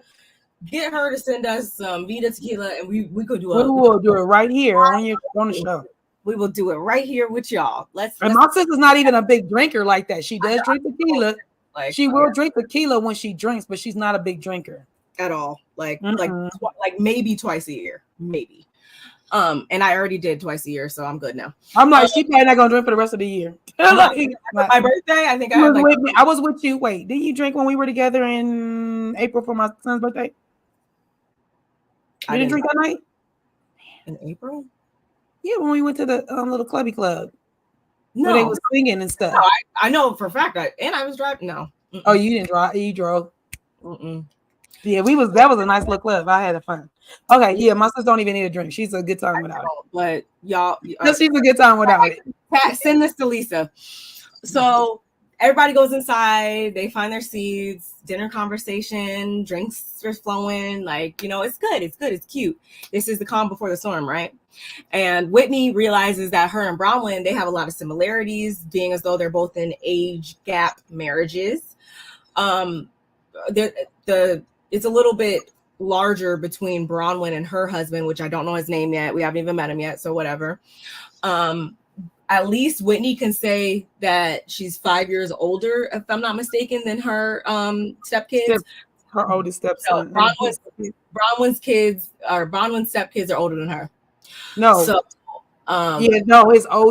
his oldest is 6 months older than her. Everybody else is probably younger than her, but his oldest is 6 months old. Right in the patch, right in there. She really could be dating his son, and it would be nothing wrong with it. It's like 26 years between. He's 26 years her senior, and she never really thinks about it though. That's not something that like pops up in her mind, and it's like, oh, like, good morning, babe. You're 26 years older than me. No, they just kind of been doing the thing for, like we said before, like 10 years or however long. And then we look on over here to Heather, and I feel like Heather, and I knew she was going to do this. I knew she's going to be in the middle this season. She's going to be smelling herself. After she left last season, she was going to be coming in here trying to be all extra. And I feel like this was a show of that, because she's going to start trying to pop stuff and get things started by saying, I think, we started off on a bad foot with the whole scroll thing to Angie. And Angie's like, no, I absolutely didn't, because you're saying you want an apology. No, like, I just gave you the appropriate response to everything that you did to me. Like, Angie is like, oh no, like, that was like the bare minimum. Like, and she threw Heather under the bus right then too. That's when she said, yeah, because Heather, you said she should apologize, and I think so. And that's when Meredith gave her the eyes like, wait a minute. I was like, yeah, that's when Meredith jumps in, and then her and Angie just start going back and forth. And there's a lot of fingernail pointing and a lot of head bobbing. And this one was saying, this, that, other thing. And then this one was coming at this one. And like, all ladies are, I don't know if it was at this point, but there was a lot there. Like, this was everybody's face the entire dinner conversation. There was a lot of just confusion, because they're going back and forth. And then we have Bronwyn at one point. She tried to jump in, and she's trying to get them to just put a stop on it for right now. And how did you feel about her being the person to do that? Did you feel like that was what was needed? Do you feel like it mattered that it came from her and she's new? Like, how did you feel about her being the one to jump into that? I think she's the only one that could jump in, because we don't know who are really on the outs, and we're discovering that out at this dinner table. Other than, Mary ain't gonna say She not saying nothing. Mary gonna watch y'all duke it out until the end unless y'all slander her name, throwing mud on her. That's when she gonna pull her umbrella out and put it down and let y'all do what y'all gotta do. But y'all gonna sling it over there. Y'all gonna sling it on me. So for me, I mean, it didn't bother me that Brown was the one that said anything to them. Somebody got to say something, and at least she was the voice of reason and didn't say nothing stupid. Because I can't stand somebody to get it and be sounding so dumb. Like I needed you to just not say nothing. Like you could have sat down and be quiet. And I do want to bring up the point that Brown, when it kind of hurt my feelings a little bit. I got a little twang in my heart when Brown said, I'm 26 years my husband's junior, and people kept saying, I wasn't cute enough to be a trophy wife. Yikes. I want to know who said that to her. She's like, and 10 years later we still married. I was like, who said that to you? Like, even that being the topic of conversation, like that's just never came up in my marriage and like that just never came up. So even that being how people are viewing you and stuff like that says that, like, they thought you was a gold digger. They thought you was a gold digger. Yeah, like y'all have. Well, this has always been something that you've probably been being labeled as, and I mean, I don't know. I hope there's no truth to it, but you've already made one shallow comment on here, so I'm questioning your character a little bit. Sorry. I am kind of questioning too, but I don't mind that she gotta say, like I said, if she was saying something stupid, I've been like, shut up. Like I just shut up. But she was right. Like, okay, can we stick a fork in it right here? Can we stop right here? Can we not talk about it? Like, can we dead it right here, and then we can just move on and go on? And then Angie just kept Angie kept. I was like, Angie, you've made that point 10 times, Bookie. You ain't got to keep going. Would we No, she did. She definitely Angie had a point, but how many times you gonna point it out? Like, is this something that we would have wanted to see them like handle? Like, I feel like they should have at a dinner with everybody from they friends from Salt Lake. Months to figure it out. Like, I just don't think it was. I think both things can be true at the same time. So this is probably something that they after what happened last season, they should have been able to come together, look each other in the eye, and shake hands, and just keep it moving. Because you did some stuff, I did some stuff. Let's just, shake hands. From here. Yeah. And move on from here. That's how I view it, but obviously neither of them are going to come off their high horse with it. And Angie, though, at the same time, and I don't know if you caught it, like she looked like she was like holding back a laugh or a smile, like she was trying to steal this scene and make a moment or whatever. And obviously, I don't like it. Saw the scroll. I usually don't mind it. I just don't want it to start. I didn't like it.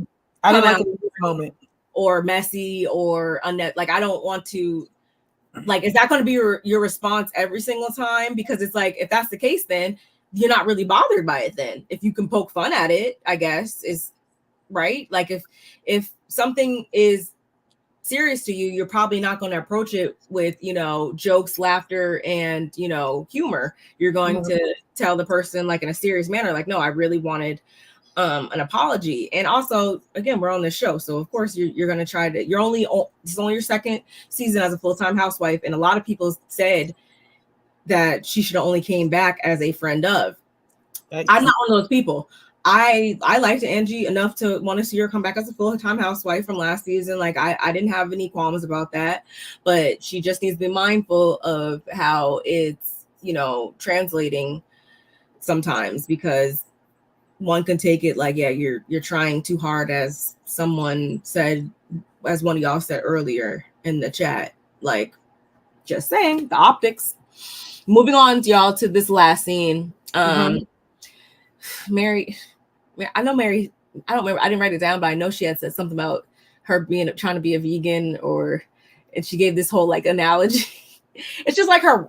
That's why people say she's the fan favorite, is because her rationale behind things is just like so. Yeah, because she was making it seem, she was like, this big old piece of meat, and you're shoving this piece of meat And she made it sound like they shoving it up their rectum and then we eating it through the other way and we're not chewing up the food and digesting the food. She's just making it sound like we just sticking the whole slab of meat and just don't chew it and swallow it. So for me, I was like, Mary, I get it. We all should, our colon should be a lot cleaner. We should be eating more foliage, but at the same time, stop making it seem like that we're just sticking it down our throat like that. Mm-hmm. And Mary, Mary, I'm a V.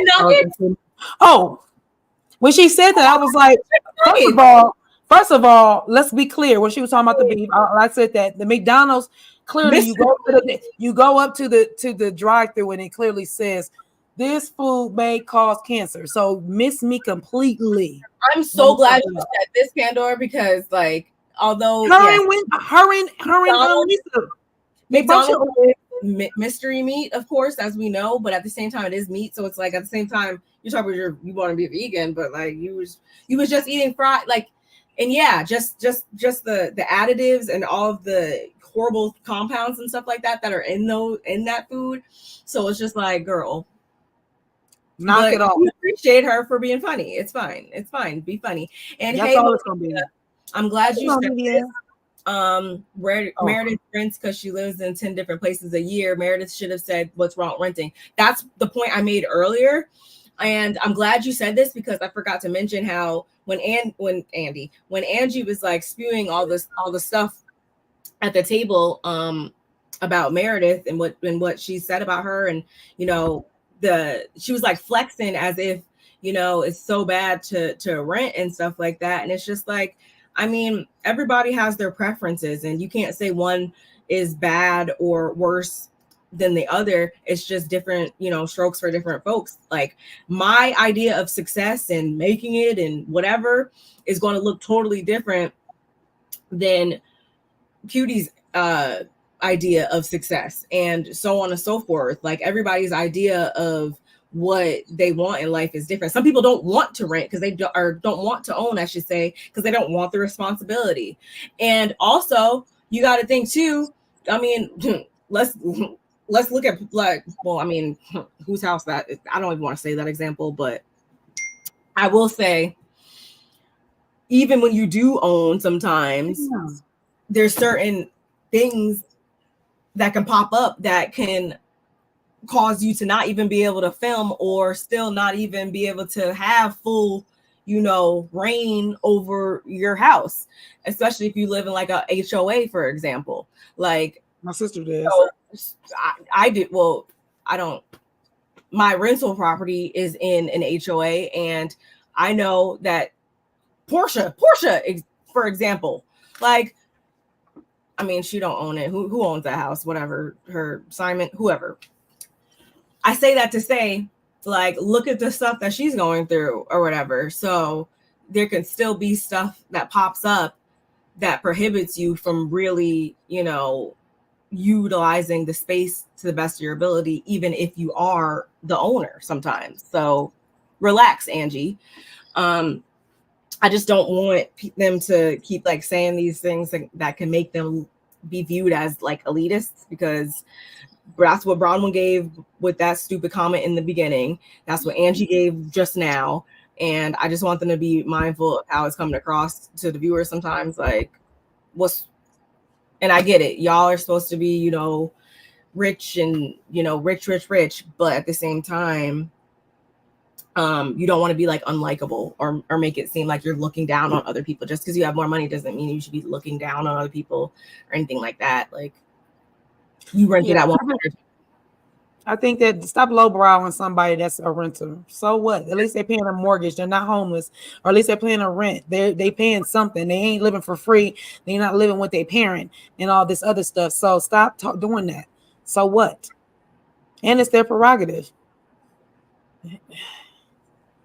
I'm so glad you said that. Yeah, that's what I was saying. Like, if she's not, what is the point of me paying for a place and I am not there, and I'm in New York for 3 weeks, and then right after New York I'm going to Copenhagen for 2 weeks, and then we're going to Saint Tropez for vacation. Like, it just doesn't make sense to me. I wish, you know how much more money I would have in my pocket if I could do that. Like, must be nice. Anyway, going back to this last scene. So I want to say Lisa did like another toast. Everything was cool. And then Whitney turns to her and she's like, you know, what was up with that podcast comment you made outside? Like, do you have a problem with me with podcast? Like, what is your issue? And Lisa's like, yes, I very much have a problem with you and podcasts. And she's like, Whitney's like, what are you talking about? And she's like, yeah, I have a problem with what you said on the podcast or whatever. And Whitney's like, you have a problem with what I said in the podcast. You only have a problem because you're like super self-absorbed and you're thinking that I was talking about you the whole time when I was really not even talking about you, like for 2 hours, because the podcast was 2 hours. You thought I was really talking about you the whole time? Think again. So they start going back and forth, y'all. And Lisa starts to call Whitney a liar. And Whitney was like, I'm definitely like not a liar. I did not go there to disparage you. She's proclaiming her innocence. And she even accuses Lisa of being somebody who's, you know, narcissistic, and she's somebody who can't handle when people disagree with her. Do you guys think that is the correct assessment? Like, who do you believe in this situation? Do you believe that? I've been saying that about Lisa for a long time. You already know that. No, that's how I've been feeling about Lisa a long time. Lisa thinks about only herself, and nothing's wrong with that. Girl, think about yourself all the time. I don't care. You can be my friend, but that's okay. You're not my friend, so it doesn't bother me. But understand, yeah, to me, you think about yourself. Just the fact that you think that on her podcast for 2 hours, she sat on the podcast and did nothing but think about you and talk about you. Girl, goodbye. Ain't nobody got that. Ain't nobody got that type of time. I'm reviewing your show. You own it. And I still didn't take 2 hours about you. Go and sit down somewhere, lady. Yeah, pretty much. But things kick up a notch when we get Whitney saying like to Lisa, like, yeah, and like all the things I've apologized for in the past, like you continuously bring them up, even as recent as last week or whatever. And Lisa's like, oh, wait, whoa, hold up, huh? Last week. So which one of y'all told, like, who told you that? Because there can only be two people at this table who told you that. Again. Well, you know what? I'm not gonna say anything because I'm just gonna leave it right here because I'm not saying anything. We can stick a pin in it right here. I'm not saying nothing else. Since you want to be like that, I'm gonna be like that. That's what we did. I was like, Whitney, what? You didn't turn into a 10-year-old real quick. I said, girl, this is not how we handle business. But okay, go ahead. I'm sorry. I just had to throw that little acting gig out real quick. So like the main question at this point is, okay, so who told Whitney this? And we get a flashback once again. Shout outs to, you know, the editing in this episode. We get a cute little flashback of Whitney in her new house, and she goes and opens the door. And I wish I had the screenshot, but I don't. And she opens the door, and it's Angie. And Angie's like, oh my God, congratulations. And with her orchid in her hand. Yeah, she's got all this stuff, and they hug, and they go sit in the kitchen at the counter or at the island. And Whitney starts to tell Whitney about what Lisa said and everything. And Whitney's like, you know, wait, what? Whitney's like, I am speaking until you listen to me. Wait, why did I write that down? Hold on. Sorry, y'all. My notes just got all crazy. And I was going for a second. Like,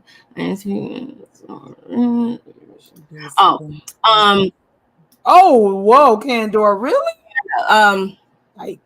So then Whitney's like, you know, I'm not I'm not speaking unless, you listen to me, or, are you going to just be standoffish to Lisa? Because again, we get that flashback. So we know that it's Angie that told Whitney, or told Whitney what was said. And Heather was quick to be like, I didn't tell her, like, that was not me. I have no parts of it. And so then Lisa, shut up, Heather. Shut up. Shut up. Nobody asked you. She was like, she kept jumping in and kept stirring the pot. If you ask. And then we get Angie over here like, which part? Like, what? Huh? Wait, what do you? It was like you saw the mental gymnastics for a second. She was dialing it back. She was dialing it back. I heard Meredith say, like, clearly she didn't, which I was kind of, I was like, wait, I didn't really understand why she said that at first, but I did hear Meredith say that. And then Angie's like, well, yeah, like I told her some stuff, but at least it's like, ah, and she jumps up, of course, because that's all she needed to know is, oh, you told her? Like, yep, I don't know who to trust. I'm looking at everybody sideways now. You're telling her stuff behind my back. Then I told you that in confidence. And so then they start going back and forth. Lisa's feeling isolated. And again, yeah, she jumps up. Angie's trying to stand up to herself. And Lisa's like, do not effing lie about me. Lisa was pissed. And she even threw out the fact that Whitney said she had like slept with somebody. Like her mind was quick to go back to that, because clearly that's still, you could tell, because that's still a very thorn in her behind for her, just based on how quick she said it. And so yeah, they went back and forth for a good little minute. And then Whitney's like, I apologize for this and I apologize for that. And Lisa's like, yeah, well, if you want me to be your villain, like I'll be your effing villain. And what did Whitney say? She's like, no, this is when Meredith starts to jump in. Meredith is like, yeah, you accused Mary of running a cult. You accused me of not being at my father's memorial. No, Heather first. Heather started first. Heather started first, and then followed by Meredith. Right. And it just kind of started to turn into like a domino, like dog pile, if you will. And Whitney, like at one point, she's like, why are you guys like all coming out? Like she was like, why are you guys coming at me like this? And she was like, and this is when I realized her foundation was totally off, by the way. And I want to say this is when Bronwyn jumped in, because Lisa's like, you act like if people aren't on the same journey as you act like that's like there's something wrong with that or something like that. And Whitney was like, well, maybe you should be on the same journey as me or whatever. And yeah, that's when Bronwyn also jumped in. It was like, you don't like, that doesn't mean that, like, just because I don't agree with you or on your same journey don't mean throw me away. Doesn't mean that I'm like living, wrong here. Mm-hmm. And again, Meredith was drawing her stuff in there, and then Whitney's like, you want the healed Whitney? Is that what you want? She's like, well, cue's the picture, because I know I have it. I was like, wow, like this definitely took a hard right turn, y'all. Where's the picture? Do I not have the picture? Crap. I have this one. Where's the other one? Ooh, that was it. Yeah. They were going at it for a good little minute. I got that one. I should have Whitney here, because Whitney's like, yep, well, oh, here it is. Here it is, right here. Lisa was like, or Whitney was like, you want the healed Whitney? F you, Lisa Barlow. And Lisa's like, well, bye. There's the door. You can get out. Like, and Whitney gets up and she gets her coat, and Angie hops right on up with her. And then Mei Lee also hopped up too, which I was like, okay, I mean, I'll get to that in a second. Well, Mei Lee's supposed to jump up. That's her ride. Yeah, I will say, yeah, that was that's her ride. I'm getting up with my ride. I won't say they're friends, because like I said, I heard some stuff, but that's her ride. Yes, that's her ride. And Whitney, she's like, or Heather's like, Whitney, don't effing leave.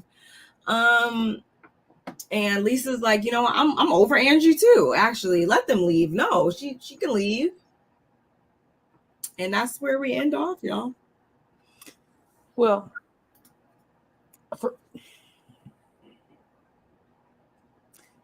I feel like, do you feel like Whitney was right in saying that Lisa was weaponizing her trauma against her in this moment? Do you think that was true?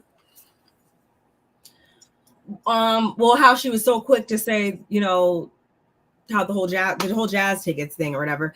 Lisa's still not. Yeah, Lisa's clearly still not over some stuff in the past. So it's just like, if it wasn't going to be this, it was going to be something else. It wasn't going to be a podcast. It was going to be something else to trigger that in you, because you were never quite over that.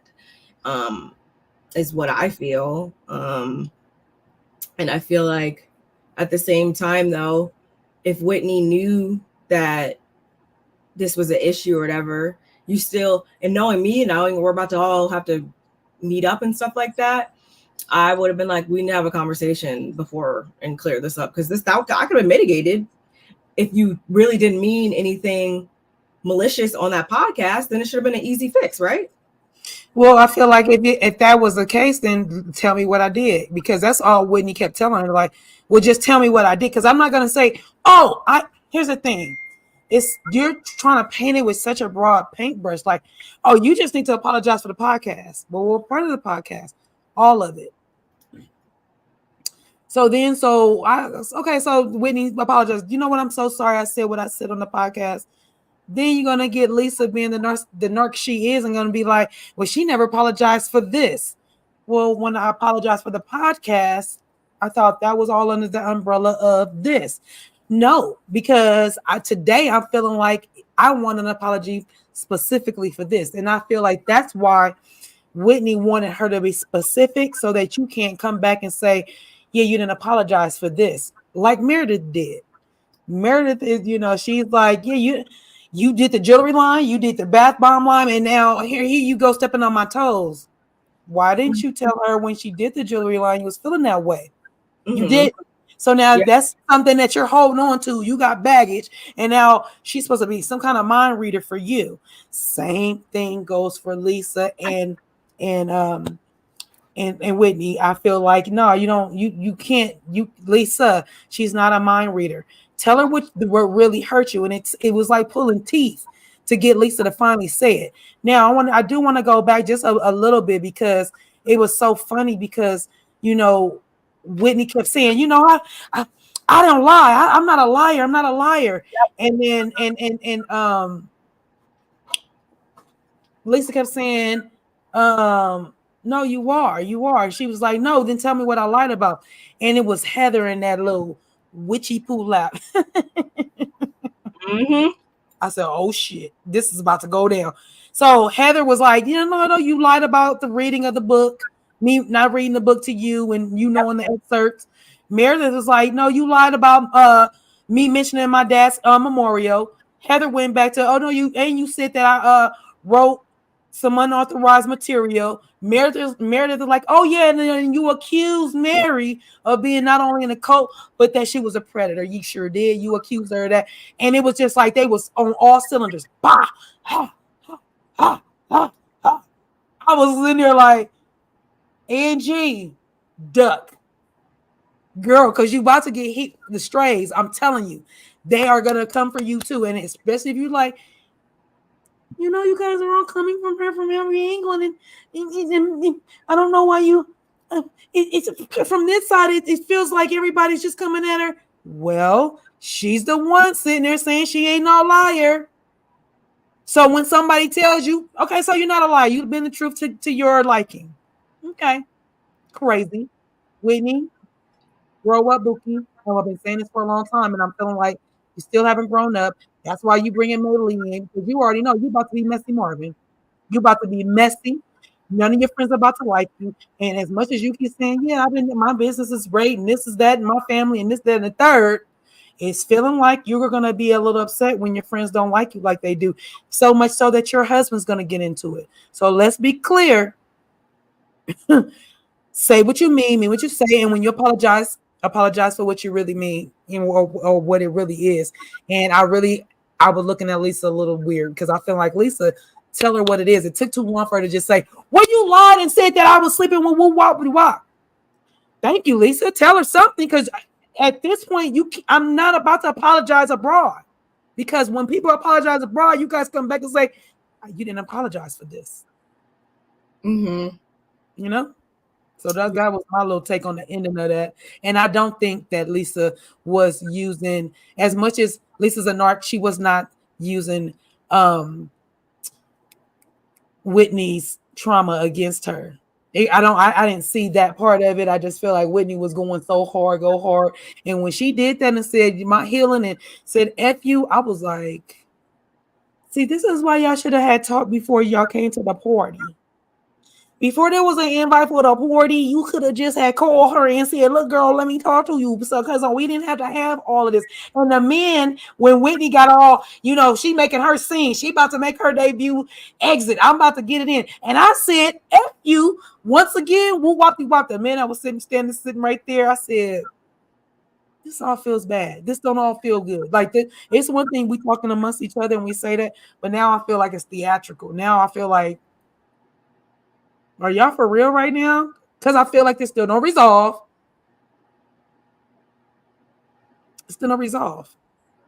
Still no resolve. And can we rate the episode? Oh yeah. I give it a 9. I definitely want to give it a 9. Just the scene, just the setup to the scenes, just the way they gave us context a couple of weeks before. Yeah, I just like the way they produced it this time. It was really well done. The thought process was really well done. I'm gonna give them that. So yeah, I'm gonna give them a 9 as well. We definitely need to discuss Lisa being on the after show with Andy. We came to you guys this week, or was it last week? We came to you guys. Lisa had lost her ring, another ring. Check that out. Yes, please go check that video out for sure. She had lost her ring. Unbeknownst to me and Barb, we didn't know. We came to y'all as soon as we read it, did not read the article, so you guys can get our authentic, our response. And come to find out, she didn't lose it. She flung it, and it flung into an ice chester of some sort. So they were able to find it. But what the lady that was on with her last night, I don't know, her name was Molly something. So she was saying that she felt bad for Lisa and losing her $60,000 ring when Gunica was on, and that she never was able to find that. And we all know that her husband had gave that to her. It was very sentimental. And so the next ring that me and Barb reviewed, that ring was worth $100,000, people. And so we were like, wait, what? So she did find the $100,000 ring. The $60,000 ring did not come up. So back to Andy's show last night, Miss Molly is about to gift Lisa with something. It's a small little package, a little small little black box, a little smoothie wop. And she's opening it. Now, in my mind, I was like, what would be dope if she gave her something that either tightens the rings onto your finger. If it's like these are two separate rings, my wedding and my both my rings. If it's something she can clamp together, or something that you put a ring on and it keeps it on your finger, something that tightens it up. That's in my head. I was like, that's probably what it is. And she's so rich, she probably got it, and we don't even know about it. But she ended up gifting that girl a pretty diamond encrusted all the way around the finger, nice ring. Don't know how much it was. It was really bling blingy, real cute. I was like, Miss Molly. When I was in the 12th grade, I had lost my ring. I had lost my diamond encrusted ring, and if you want to go ahead, and regift it for me, you go ahead. She don't even know Lisa. She don't know Lisa. That was like first time. Overall, I was satisfied. I'm excited to see where the season's gonna take us, y'all. I want to know who Heather's sworn enemy is. I want to know who took this recording. I want to see Meredith not Meredith. I want to see Mary continue to, you know, be a team player. I want to see. I mean, I shouldn't say I want to see. I don't want to see because I'm like still confused by it, but I'm curious to know what kicked it off between this, the dissolution of Mary and Meredith's friendship. I want to know what's going on with that. I'm excited. I'm excited to see where we go. Yeah.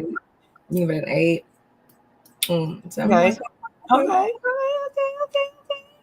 Take it 2 off because of the bad fashion. You know what that's mean. Insurance fraud. Yes. Gunica Garcia is her. Shout out to Ronnie the Voice, y'all. That's where we get Gunica from.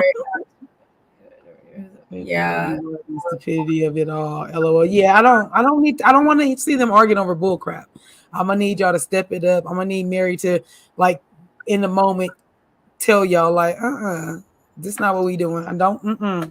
We're not doing that.